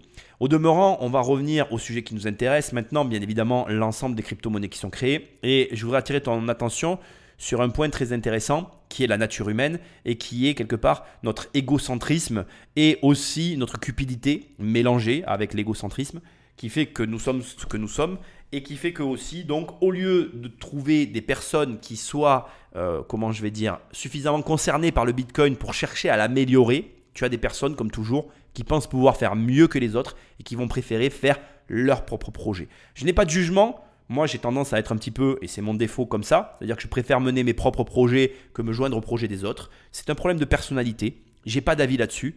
Et malheureusement, ou heureusement d'ailleurs, en découle la création de toutes ces nouvelles cryptos, de tout ce qu'on peut voir aujourd'hui. Moi, je vais attirer ton attention sur un principe basique, mais le travail que j'ai fait ici dans cette émission, c'est le travail qu'on devrait faire pour toutes les crypto-monnaies. Je n'ai pas que ça à foutre, et ça ne m'intéresse pas en plus, je ne vais pas me mentir. J'ai encore une fois traité du sujet du Bitcoin pour l'aspect politique qui se cache derrière et qui m'intéresse tout particulièrement. Je ne vais pas te mentir, je suis charmé. Le Bitcoin me plaît de plus en plus. Je suis dans une phase où si j'étais dans une parade amoureuse, je serais en train de m'asseoir à table pour manger. Donc c'est plutôt beau, ça sent plutôt bon. Ça veut dire que je suis en train de te dire gentiment que c'est le genre de projet dans lequel je me sens tout à fait capable d'investir parce que de la même manière que l'immobilier, suite à cette émission, non seulement je comprends la philosophie, l'essence, le fonctionnement et tout ce qu'il peut y avoir derrière, mais en plus j'adhère à la manière dont ça a été fait. Et le risque le plus omniprésent dans cette opération, c'est bien évidemment qui est ce fameux Satoshi Nakamoto avec la masse monétaire qu'il représente à l'intérieur même de la monnaie qu'il a créée. Mais au demeurant, ça n'est qu'un facteur parmi tant d'autres qui me semble largement plus gérable que des États ou des ministres qui sont changeants et qui en plus, sous couvert soi-disant de règles, parce qu'ils nous brandissent des règles qu'ils nous imposent, eux n'en respectent aucune et font un peu ce qu'ils veulent sans jamais nous consulter.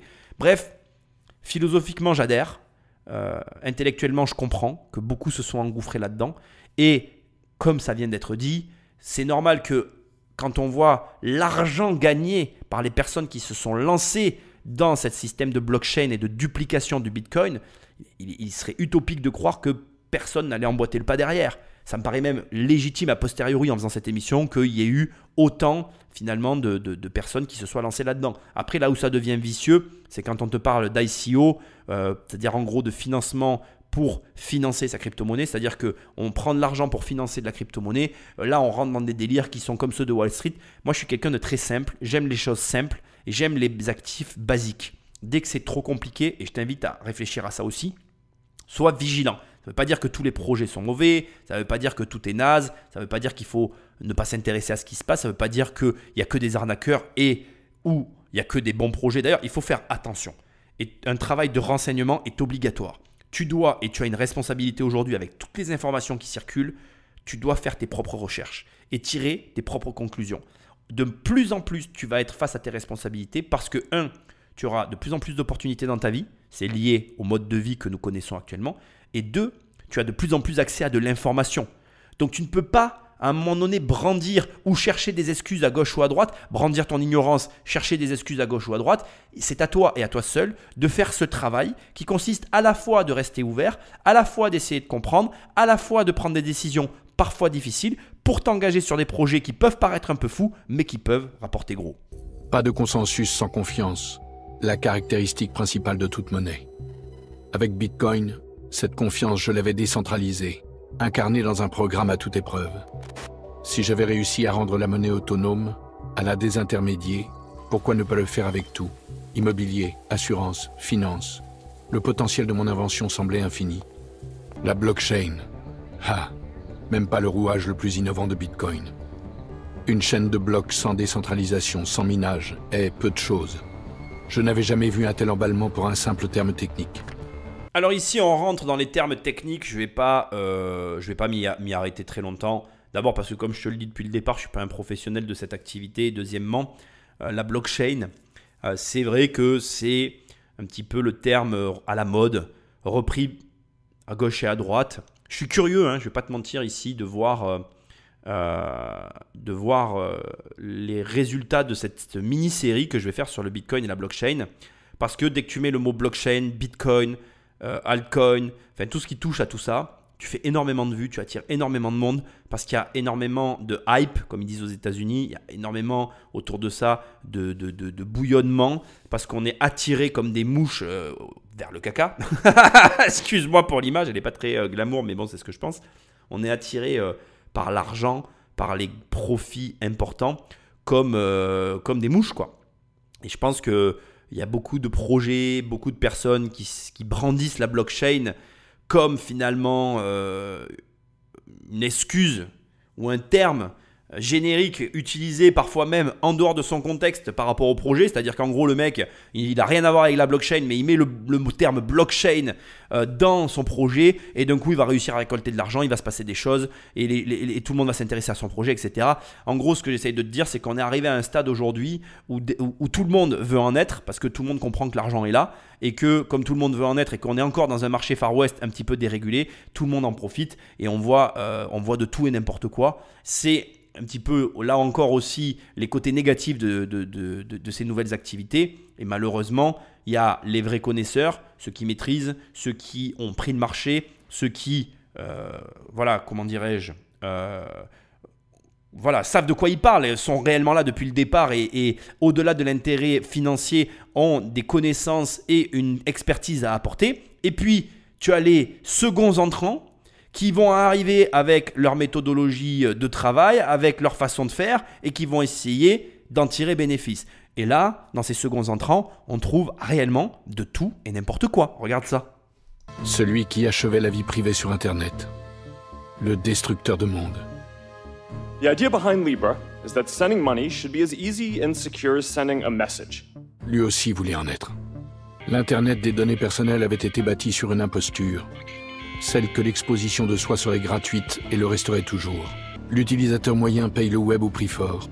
Il abdique sa vie privée, sa liberté, son indépendance pour une dose régulière de narcissisme. Redonner le pouvoir aux gens. Le cynisme connaît le prix de tout, mais la valeur de rien. En donnant au monde des armes pour qu'il protège sa vie privée, j'avais aussi fourni des outils à ceux qui s'accaparaient nos données personnelles. Ceux qui, assoiffés de puissance, se servaient de l'argent comme d'un outil de domination absolue. L'effondrement de la vie privée n'intervient pas brusquement. Il s'annonce par signes successifs jusqu'au point de bascule. Et nous y étions presque. Après l'entreprise la plus puissante du monde, l'État ayant le plus de velléité de contrôle sur nos vies allait se mettre à frapper sa monnaie à coups de 0 et de 1. Alors ici, en gros, je te la fais courte, on a d'un côté, bien évidemment, Mark Zuckerberg, tu l'as reconnu, Facebook, qui a voulu lancer, ou qui a lancé d'ailleurs, parce qu'elle existe, hein, je te dis des bêtises, elle existe, hein, la crypto-monnaie Libra, qui est une crypto-monnaie adossée à Facebook.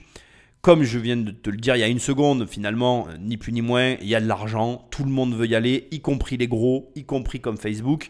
Et quelle ironie, parce qu'au final, c'est en combattant l'absorption des données personnelles que les cypherpunks ont offert à ces géants du web une nouvelle technologie pour leur permettre d'approfondir ou plutôt d'exacerber leur emprise sur les mêmes peuples qu'ils voulaient libérer. Alors, ça ne veut pas dire que, comment je vais exprimer ça ?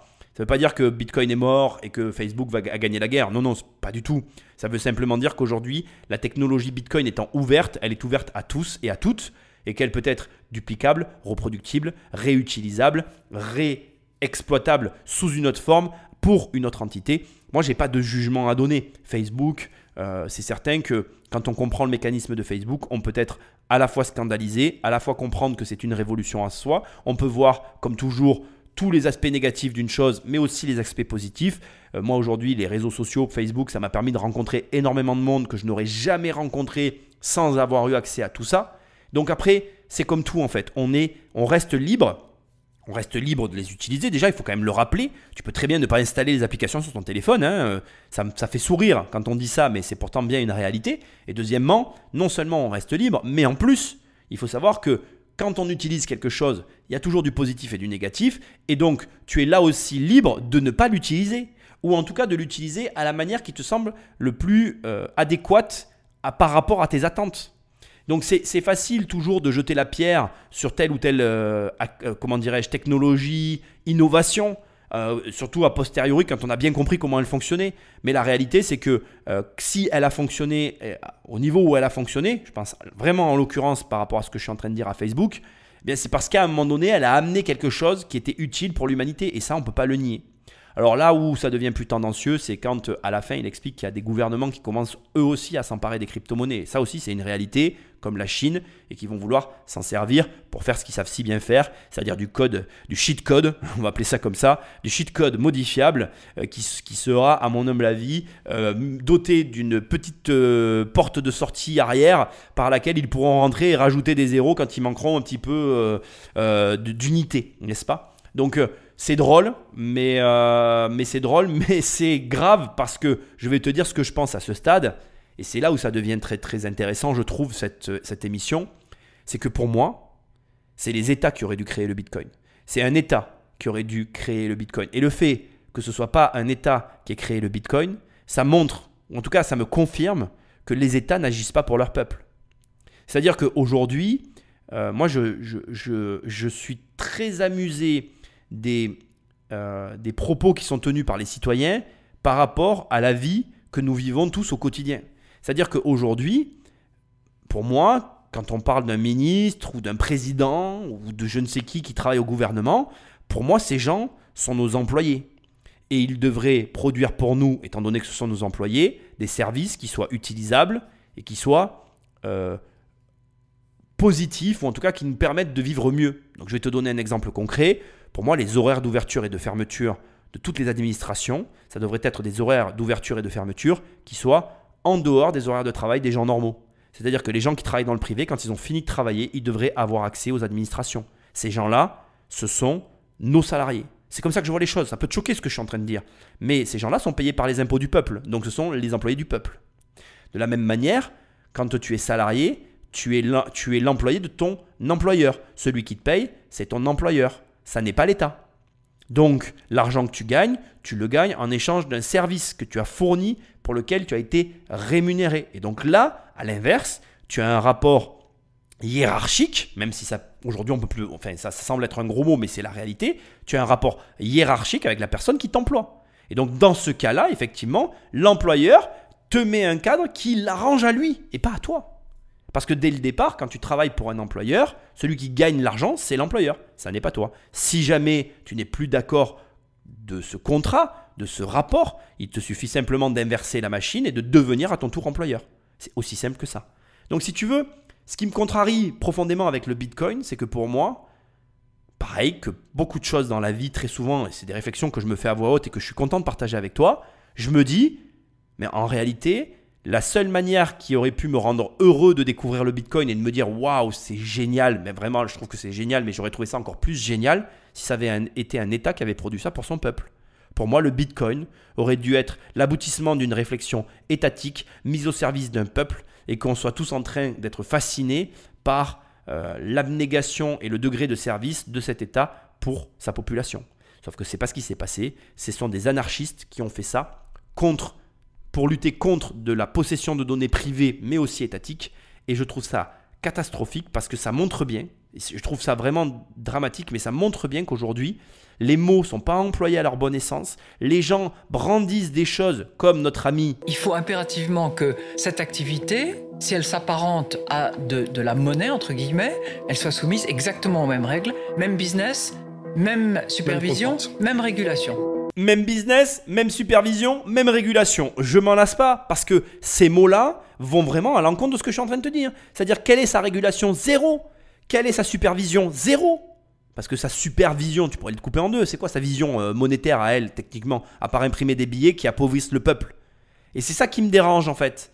C'est que au final, j'ai vraiment la sensation qu'on a posé nos cerveaux et qu'on réfléchit plus normalement en fait.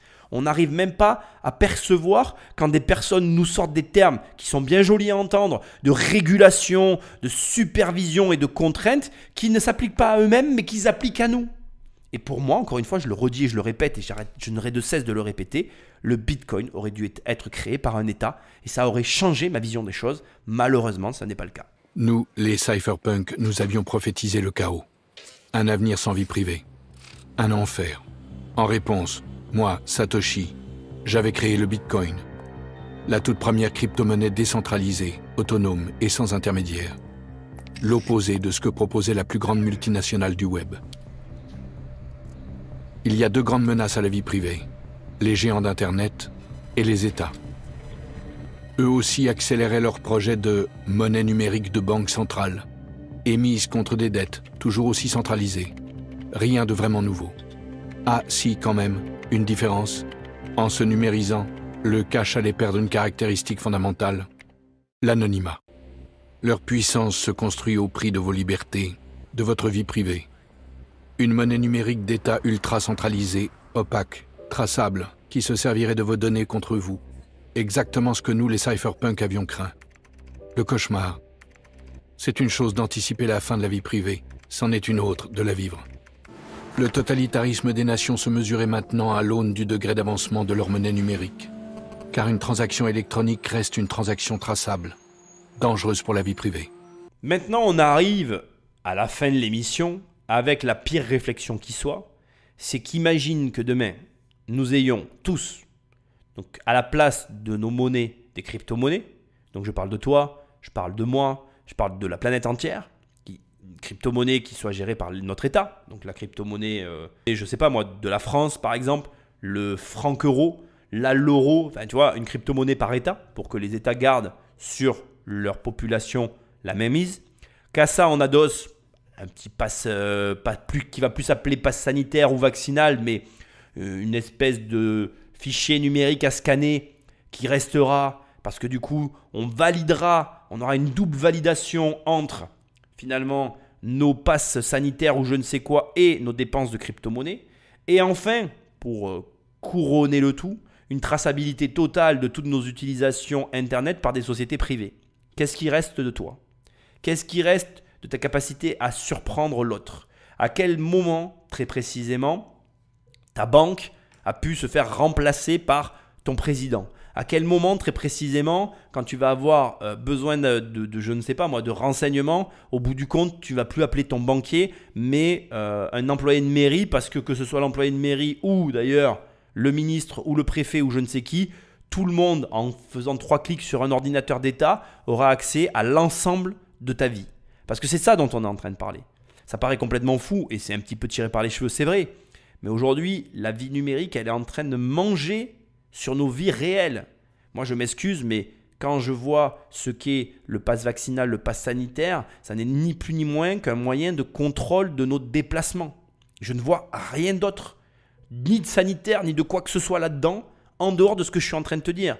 En dehors du fait que, indépendamment que tu utilises ou non l'application, il y a toujours une des 2 personnes qui contrôle l'autre qui utilise l'application et qui envoie des informations de géographie ou de positionnement de ta personne qui, même si tu as de l'argent liquide sur toi, te retrouve à être fliqué, désigné précisément comme étant à tel ou tel endroit, à telle heure ou à tel moment. Donc je crois qu'à un moment donné, il y a une première question qui me vient, qui est légitime à ce stade de l'émission et que j'ai envie de te poser, mais comment on fait si on se mettait tous à acheter des Nokia, des 3210 qui ne sont pas connectés à Internet? Moi, personnellement, je commence à réellement y penser parce que non seulement ça serait drôle pour le pass sanitaire, mais en plus, je serais quand même curieux de voir comment on fonctionne. Je dis voilà, moi, monsieur, désolé, j'ai ça. Et j'ai le pass sanitaire, mais je ne l'ai pas. J'ai mon téléphone, j'ai que ça. Qu'est-ce qu'on fait? Comment on fait? Parce que ça, c'est une vraie question, hein. Mais je me la pose depuis quelques temps. Je me dis, comment ils font les gens qui ont un téléphone numérique, en fait? Un téléphone qui n'est pas un smartphone. Voilà, premièrement. Et deuxièmement, à quel moment on dit stop? À quel moment on dit on n'est plus d'accord? Parce que le Bitcoin a été créé en réaction à ce qu'était en train de devenir Internet, au chemin que prenait Internet. C'est une réponse à la question, est-ce que oui ou non je cède mes données personnelles contre rien? Parce qu'aujourd'hui, quand tu remplis les bases de données de Facebook, tu les remplis pour 0 et Facebook se gave sur ton dos parce que Facebook lui revend tes données personnelles.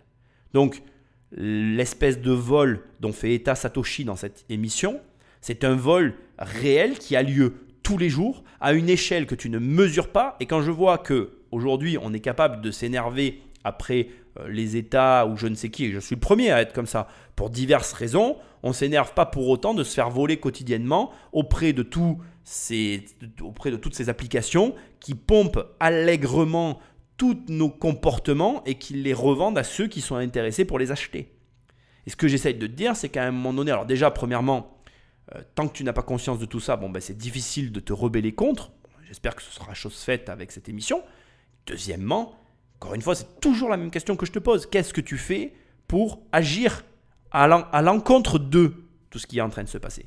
Et enfin, je veux quand même aussi le préciser parce que dans le monde dans lequel on vit, où les données personnelles sont partagées, quoi qu'il arrive, décider finalement spontanément d'utiliser ces outils et de partager, parce qu'on est quand même entré dans l'ère de la création de contenu et je n'existerais pas si je n'exploitais pas tous ces logiciels. Donc je ne vais pas non plus m'en plaindre complètement. Ça te montre qu'il n'y a pas que des mauvais côtés. Moi aujourd'hui, je suis très heureux de pouvoir faire tout ce que je suis en train de faire, de pouvoir faire tout ce travail. Je n'ai de cesse de vous le répéter, mais j'apprends autant que vous en faisant ces podcasts. Je passe énormément de temps à les faire, à faire les recherches, à travailler, à réfléchir dessus. Et c'est grâce au fait que j'ai une audience. Si je n'avais personne en face, mais je ne ferais pas tout ça et je ne serais pas là où j'en suis. Et je sais que ça en aide énormément d'entre vous et j'espère que ça va continuer de le faire. Et j'espère aussi que vous comprenez qu'il y a un moment donné, il faut vous poser des vraies questions et mettre en face de vraies actions. C'est-à-dire qu'il ne vous faut pas être que des viewers passifs, une audience qui écoute simplement. Aujourd'hui, moi, je vous incite vraiment à faire des recherches sur les crypto-monnaies. Si vous êtes déjà dedans, tant mieux. Cette émission ne sera qu'un biais de confirmation pour tous ceux qui y sont déjà engagés. Si vous n'êtes pas déjà dans les crypto-monnaies, engagez-vous-y, commencez à faire des recherches, réfléchissez, pensez à tout ça, pensez à la monnaie, pensez à ce qu'implique la monnaie au niveau national, ce qu'elle implique à votre niveau à vous au quotidien et à tout ce que vous pouvez mener comme action pour que justement il y ait du changement dans votre vie de façon concrète. Et je vous le souhaite. Parce qu'encore une fois, et je vous le dis en toute transparence, moi je n'ai aucun intérêt à vous pousser à aller à gauche ou à droite, à prendre du Bitcoin ou de l'Ethereum ou à ne pas en prendre d'ailleurs. Ce n'est pas mon problème et je ne suis pas un professionnel de cette activité, donc ce n'est pas mon but ici. Mon but, c'est que déjà si vous avez eu une réflexion vis-à-vis de tout ça, eh bien c'est déjà gagné. Parce qu'encore une fois, la politique monétaire, on n'en a pas assez conscience à mon sens, mais elle a un impact direct sur votre vie au quotidien.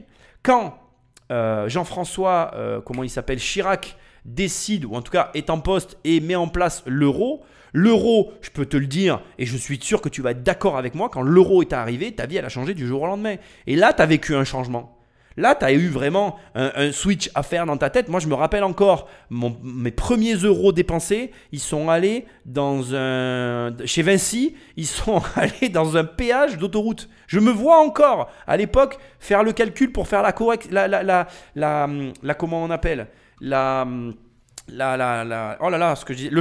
change entre le franc et l'euro.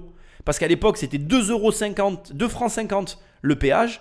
Et je calculais l'équivalent. Je peux t'assurer qu'aujourd'hui, c'est plus de 2,50 francs sur le trajet que j'ai pris. Hein. On est plutôt, les 2,50 francs sont devenus 2,50 €. Mais ça montre que la monnaie fiduciaire est une arnaque. Parce que comment t'expliques qu'un trajet que je payais à l'époque 2,50 francs entre Nîmes et Montpellier, d'ailleurs péage qui a été détruit pour ceux qui se souviennent, aujourd'hui je le paye 2,50 €. Je ne sais pas si tu réalises l'écart qu'il y a eu. On a multiplié les valeurs par X. Et cette explosion de la valeur, cette augmentation des prix incontrôlée, parce que, attention, hein, tous ils sont bien gentils à te dire que la monnaie elle est sous contrôle. Elle est sous contrôle de rien du tout. Quand tu prends les autoroutes par exemple, il n'y a plus aucun contrôle. Hein. Les prix sont juste hallucinants. C'est un vol organisé les autoroutes. Mais je ne vais pas rentrer là-dedans. Je les paye, hein, je te rassure. Je prends l'autoroute, je le paye. Ça coûte le prix que ça coûte par rapport au temps que ça te fait gagner. Bon ben voilà, je le paye et puis c'est comme ça. Mais ce que je veux te dire, c'est qu'aujourd'hui, par rapport aux tarifs qui sont affichés, si tu réfléchis en termes d'autoroute, tu vas t'intéresser au Bitcoin. C'est obligé. Hein. Alors je pense que c'est sûrement le pire argument ever que tu n'auras jamais entendu de dire...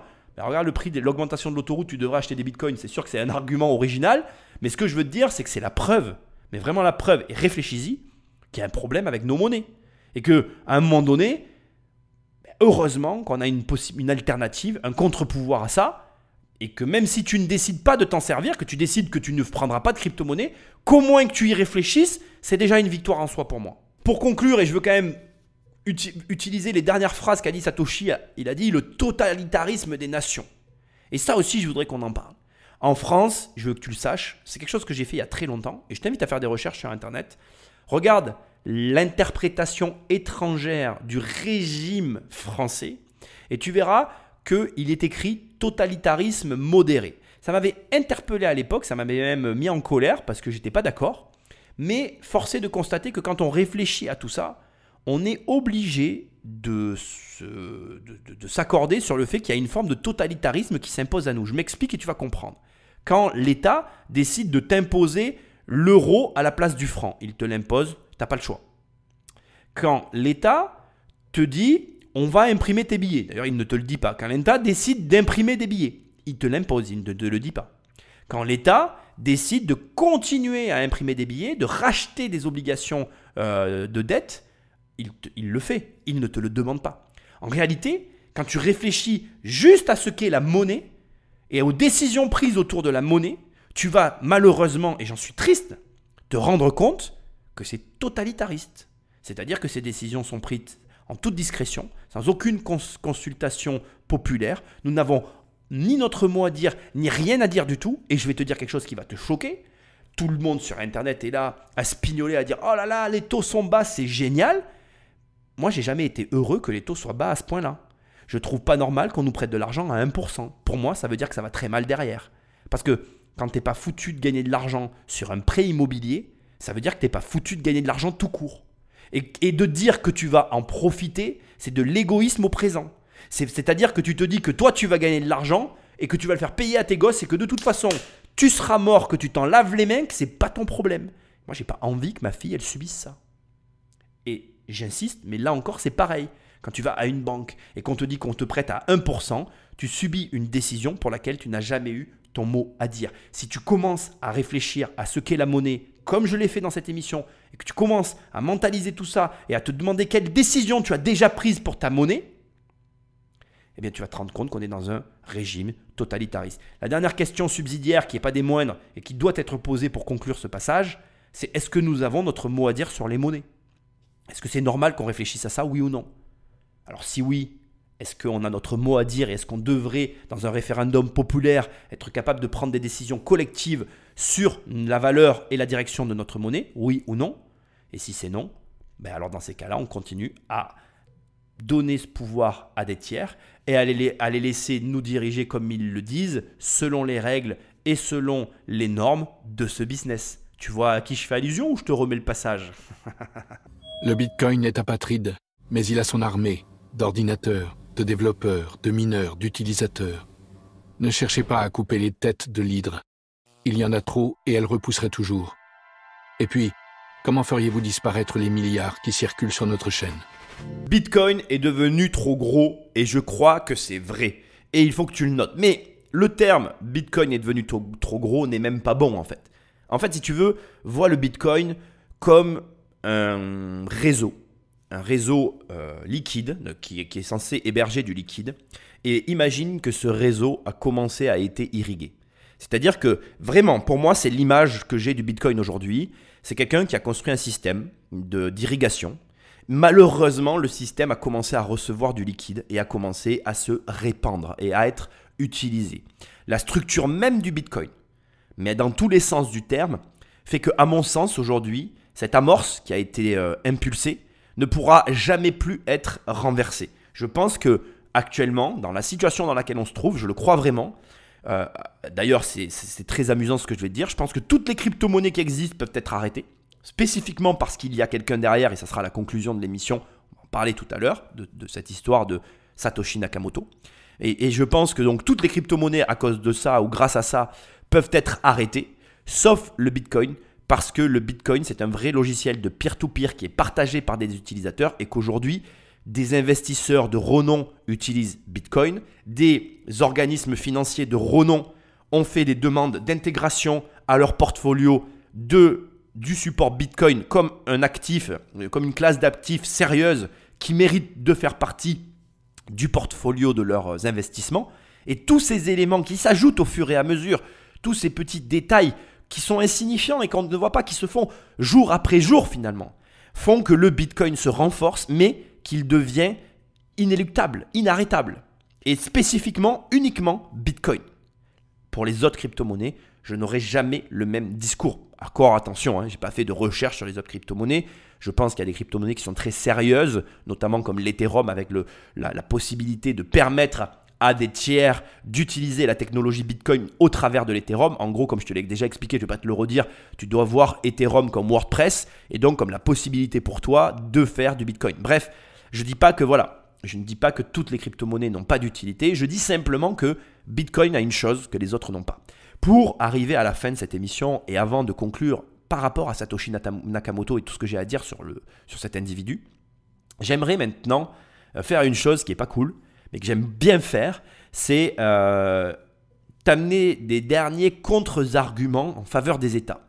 Parce que peut-être que tu as remarqué que toutes ces émissions, j'aurais passé pas mal de temps à m'attaquer au système qui était en place, à t'y faire réfléchir, à ne pas arrêter de te passer ce passage magnifique dont je ne me lasse pas. Il faut impérativement que cette activité, si elle s'apparente à de la monnaie, entre guillemets, elle soit soumise exactement aux mêmes règles, même business, même supervision, même régulation. Décidément, je m'en lasse vraiment pas. Et d'ailleurs, je vais reprendre maintenant ces termes et essayer d'y donner un autre sens. Pourquoi la régulation bancaire des banques centrales est dérégulée ? Pourquoi les banques centrales ont choisi d'imprimer? Quels seraient les arguments? Et réfléchis-y là maintenant. À ton avis, tu es dirigeant d'une banque centrale.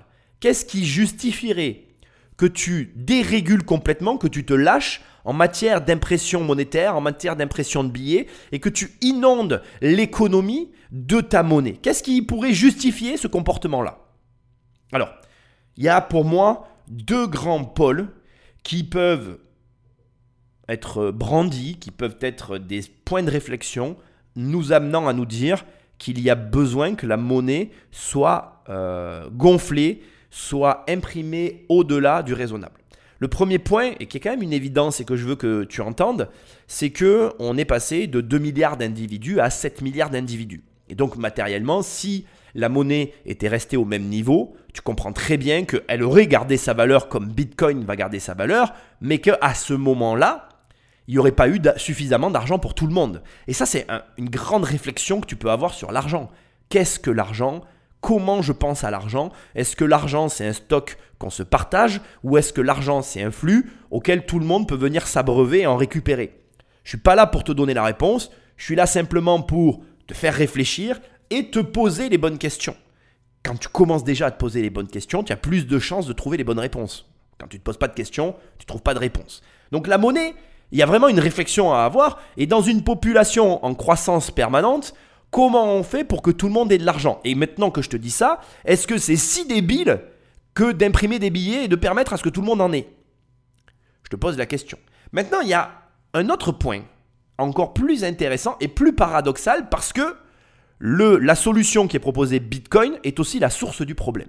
Il y a un problème qui existe depuis très longtemps, et donc je vais utiliser pour te l'illustrer les livres, parce que j'aime vraiment utiliser les livres, parce que pour moi les livres ont cette faculté d'exister depuis très longtemps et de te mettre face à une problématique réelle à laquelle je pense que beaucoup de personnes ont déjà réfléchi il y a des siècles et des siècles. Quand tu es écrivain et que tu écris un livre, il n'y a pas de limite d'impression de livre. Je m'explique. Par exemple, moi j'ai écrit un livre, Devenir riche sans argent, et mon livre, je peux le vendre à 1000 personnes, je peux le vendre à 20 000 personnes, je peux le vendre à 100 000 personnes, je peux le vendre à 67 millions de personnes, je peux le vendre à 1 milliard de personnes. Il n'y a aucune limite. Les limites, c'est les langues de traduction et le volume d'impression possible du livre.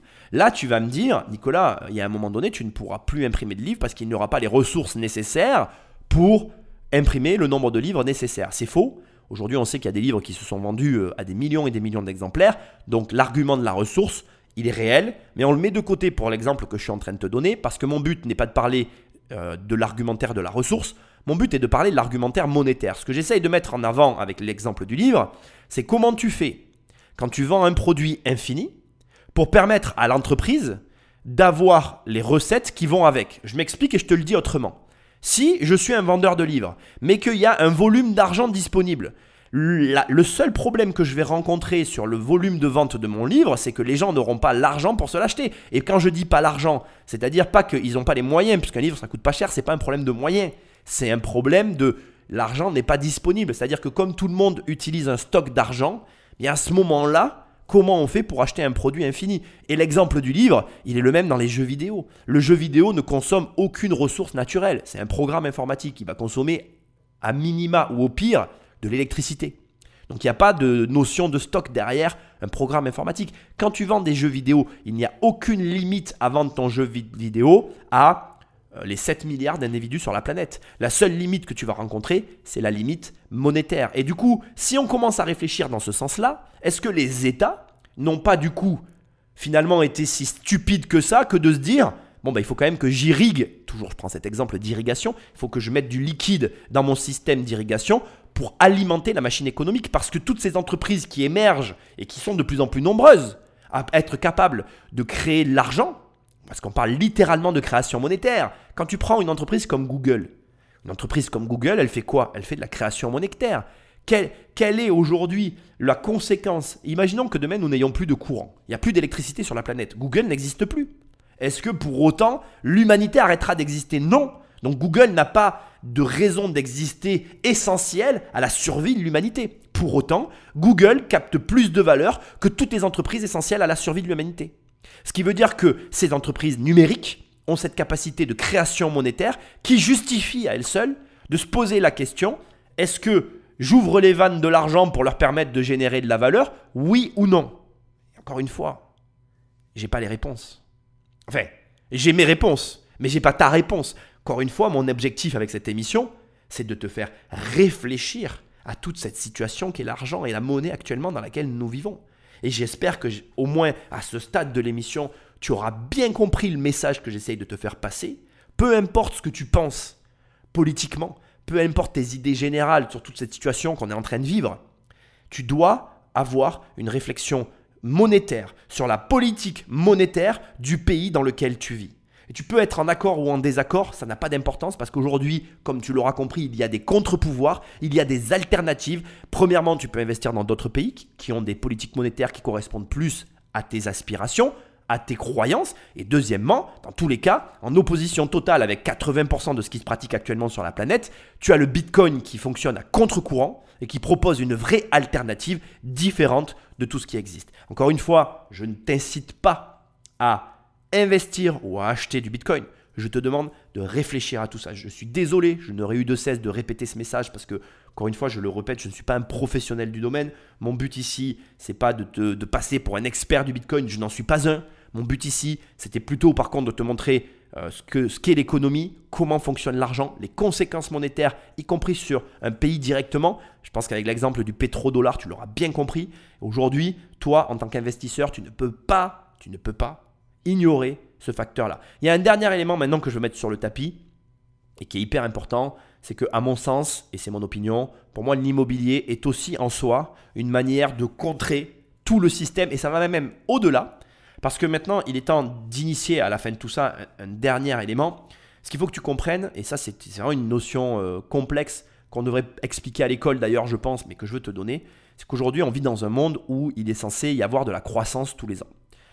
Bon, pour moi, on est rentré dans un monde de décroissance depuis très longtemps, mais ça, c'est un autre problème. Je ne vais pas compliquer mes explications.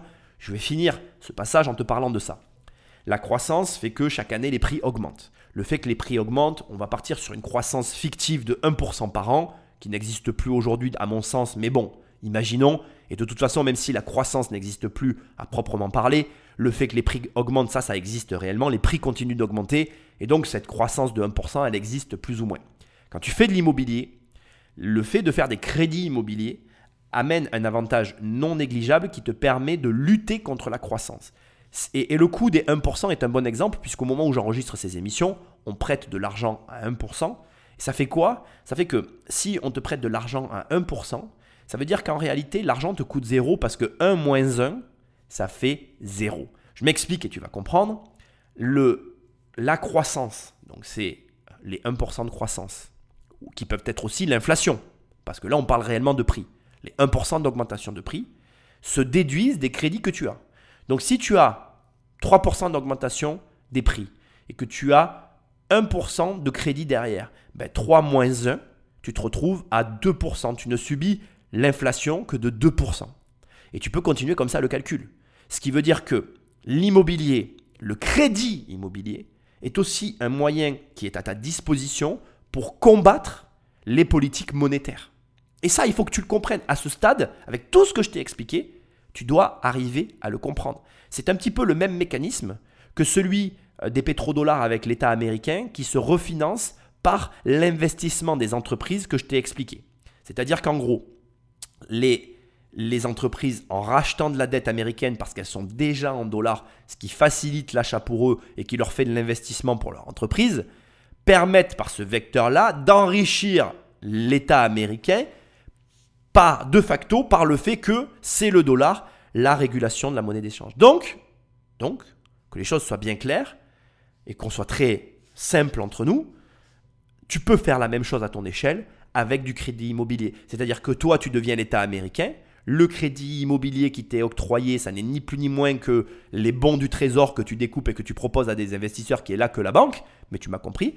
Et du coup, en te refinançant par cette partie-là, tu vas venir compenser ta perte sur l'augmentation des prix. J'espère que j'ai été clair, mais ça te montre aujourd'hui qu'il y a plusieurs axes de réflexion sur toute cette situation monétaire et que toi, en tant qu'investisseur, ton devoir, c'est d'avoir cette visibilité générale et de te permettre de comprendre que tu as des outils à ta disposition pour lutter contre les politiques qui sont menées et qui sont à ta décharge. C'est-à-dire qu'aujourd'hui, pour moi, et c'est clair, la politique gouvernementale actuelle, elle t'appauvrit, surtout si tu as de l'argent sur tes comptes. Et c'est comme ça qu'on va finir maintenant parce que ça va être très clair pour toi. Quand tu as de l'argent sur tes comptes et que l'État imprime des billets en parallèle, il diminue la valeur de l'argent que tu as sur tes comptes. C'est pourquoi tu n'as aucun intérêt à avoir une quelconque somme sur tes comptes. Et cet intérêt, il est le même que tu sois une entreprise ou que tu sois un particulier. C'est pour ça que des entreprises comme celle d'Elon Musk finissent par investir dans le Bitcoin ou dans des crypto-monnaies, parce que plutôt que d'avoir 1 milliard sur un compte qui dort et qui sert à rien,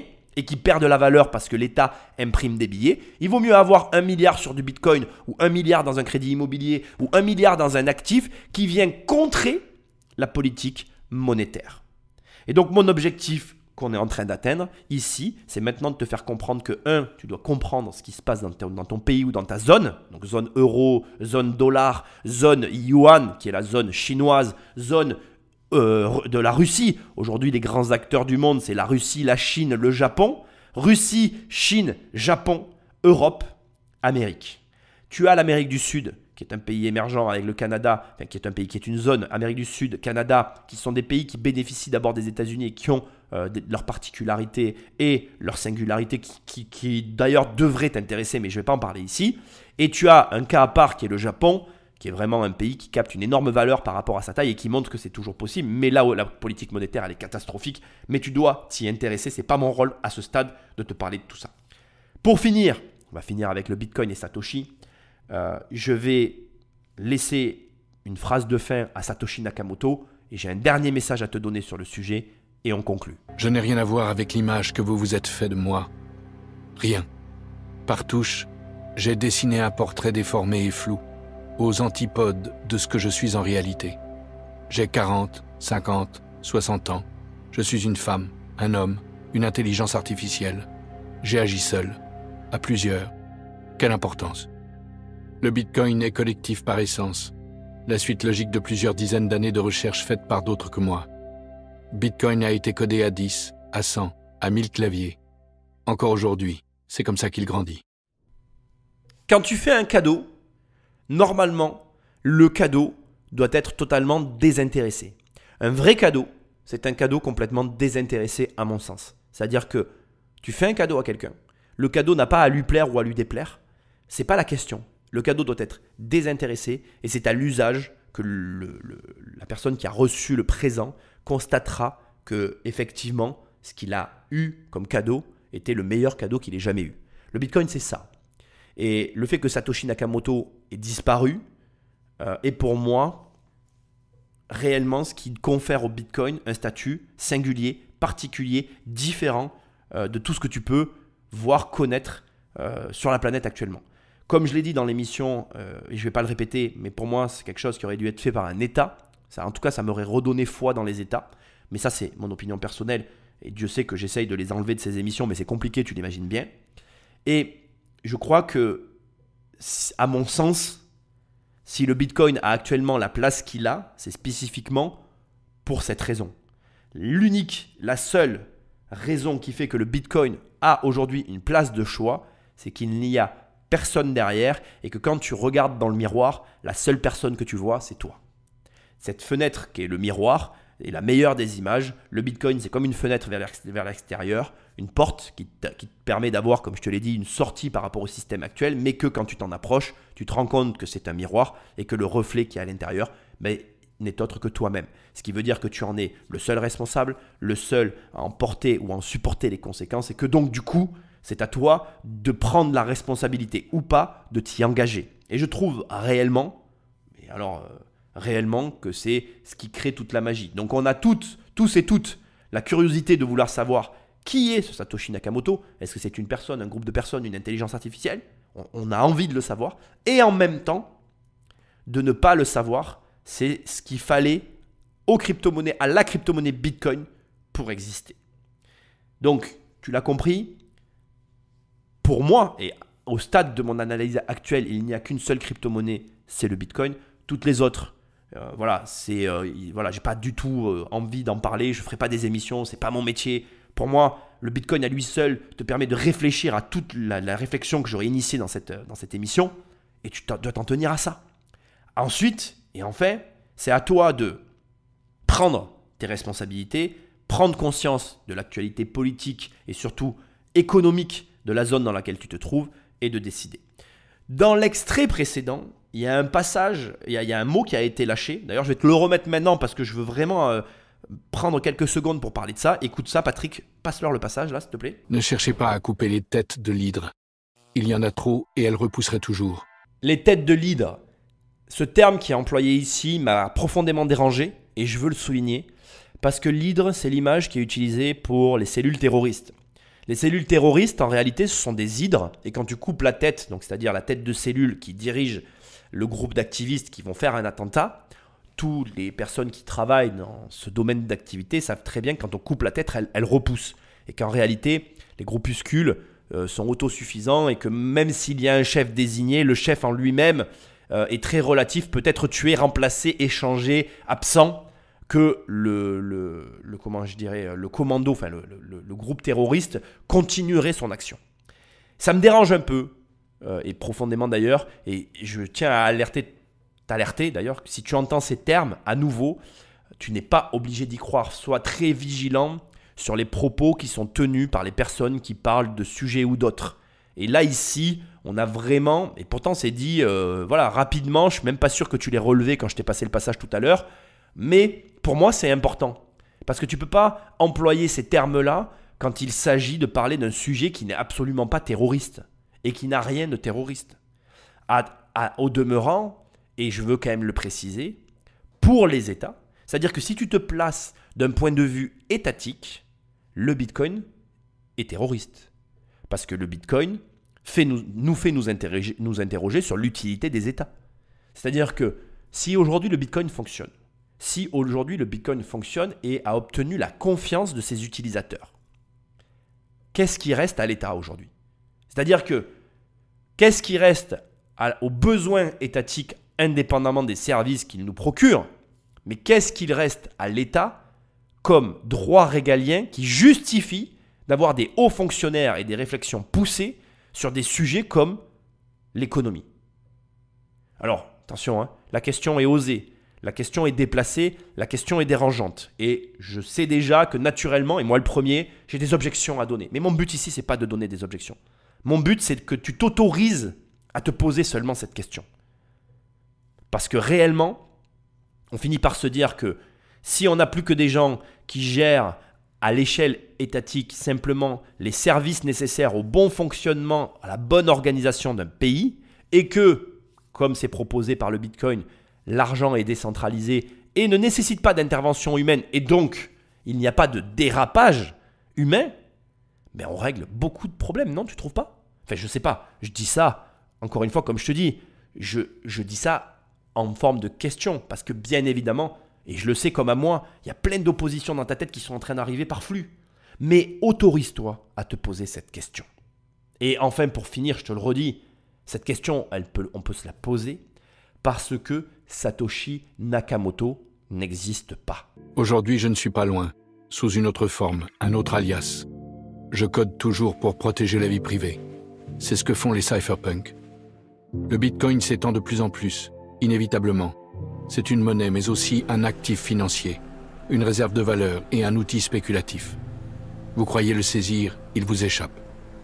Moi, Satoshi, j'ai juste voulu créer une alternative aux banques, aux États, aux entreprises géantes et sans visage. Et le fait qu'il ne soit pas derrière son écran, et le fait qu'il n'y ait personne derrière le Bitcoin, c'est ce qui confère au Bitcoin le statut qu'il possède actuellement. J'espère que tu auras aimé cette étrange petite mini-série complètement imprévue, je te le dis en toute sincérité, mais que j'ai adoré couvrir. N'hésite pas à me laisser des étoiles et un commentaire là où tu écoutes cette émission. Va sur mon site immobiliercompagnie.com, tu peux aller dans l'onglet formation ou dans l'onglet livres, tu as plein de ressources, tu peux travailler avec moi, tu peux même, si tu veux, avoir mon livre dans ta boîte aux lettres, devenir riche sans argent.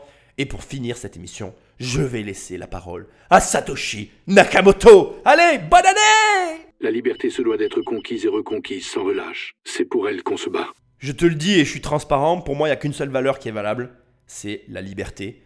Et à mon sens, on doit se battre pour nos libertés. Il n'y a pas et il n'y a personne qui doit entrer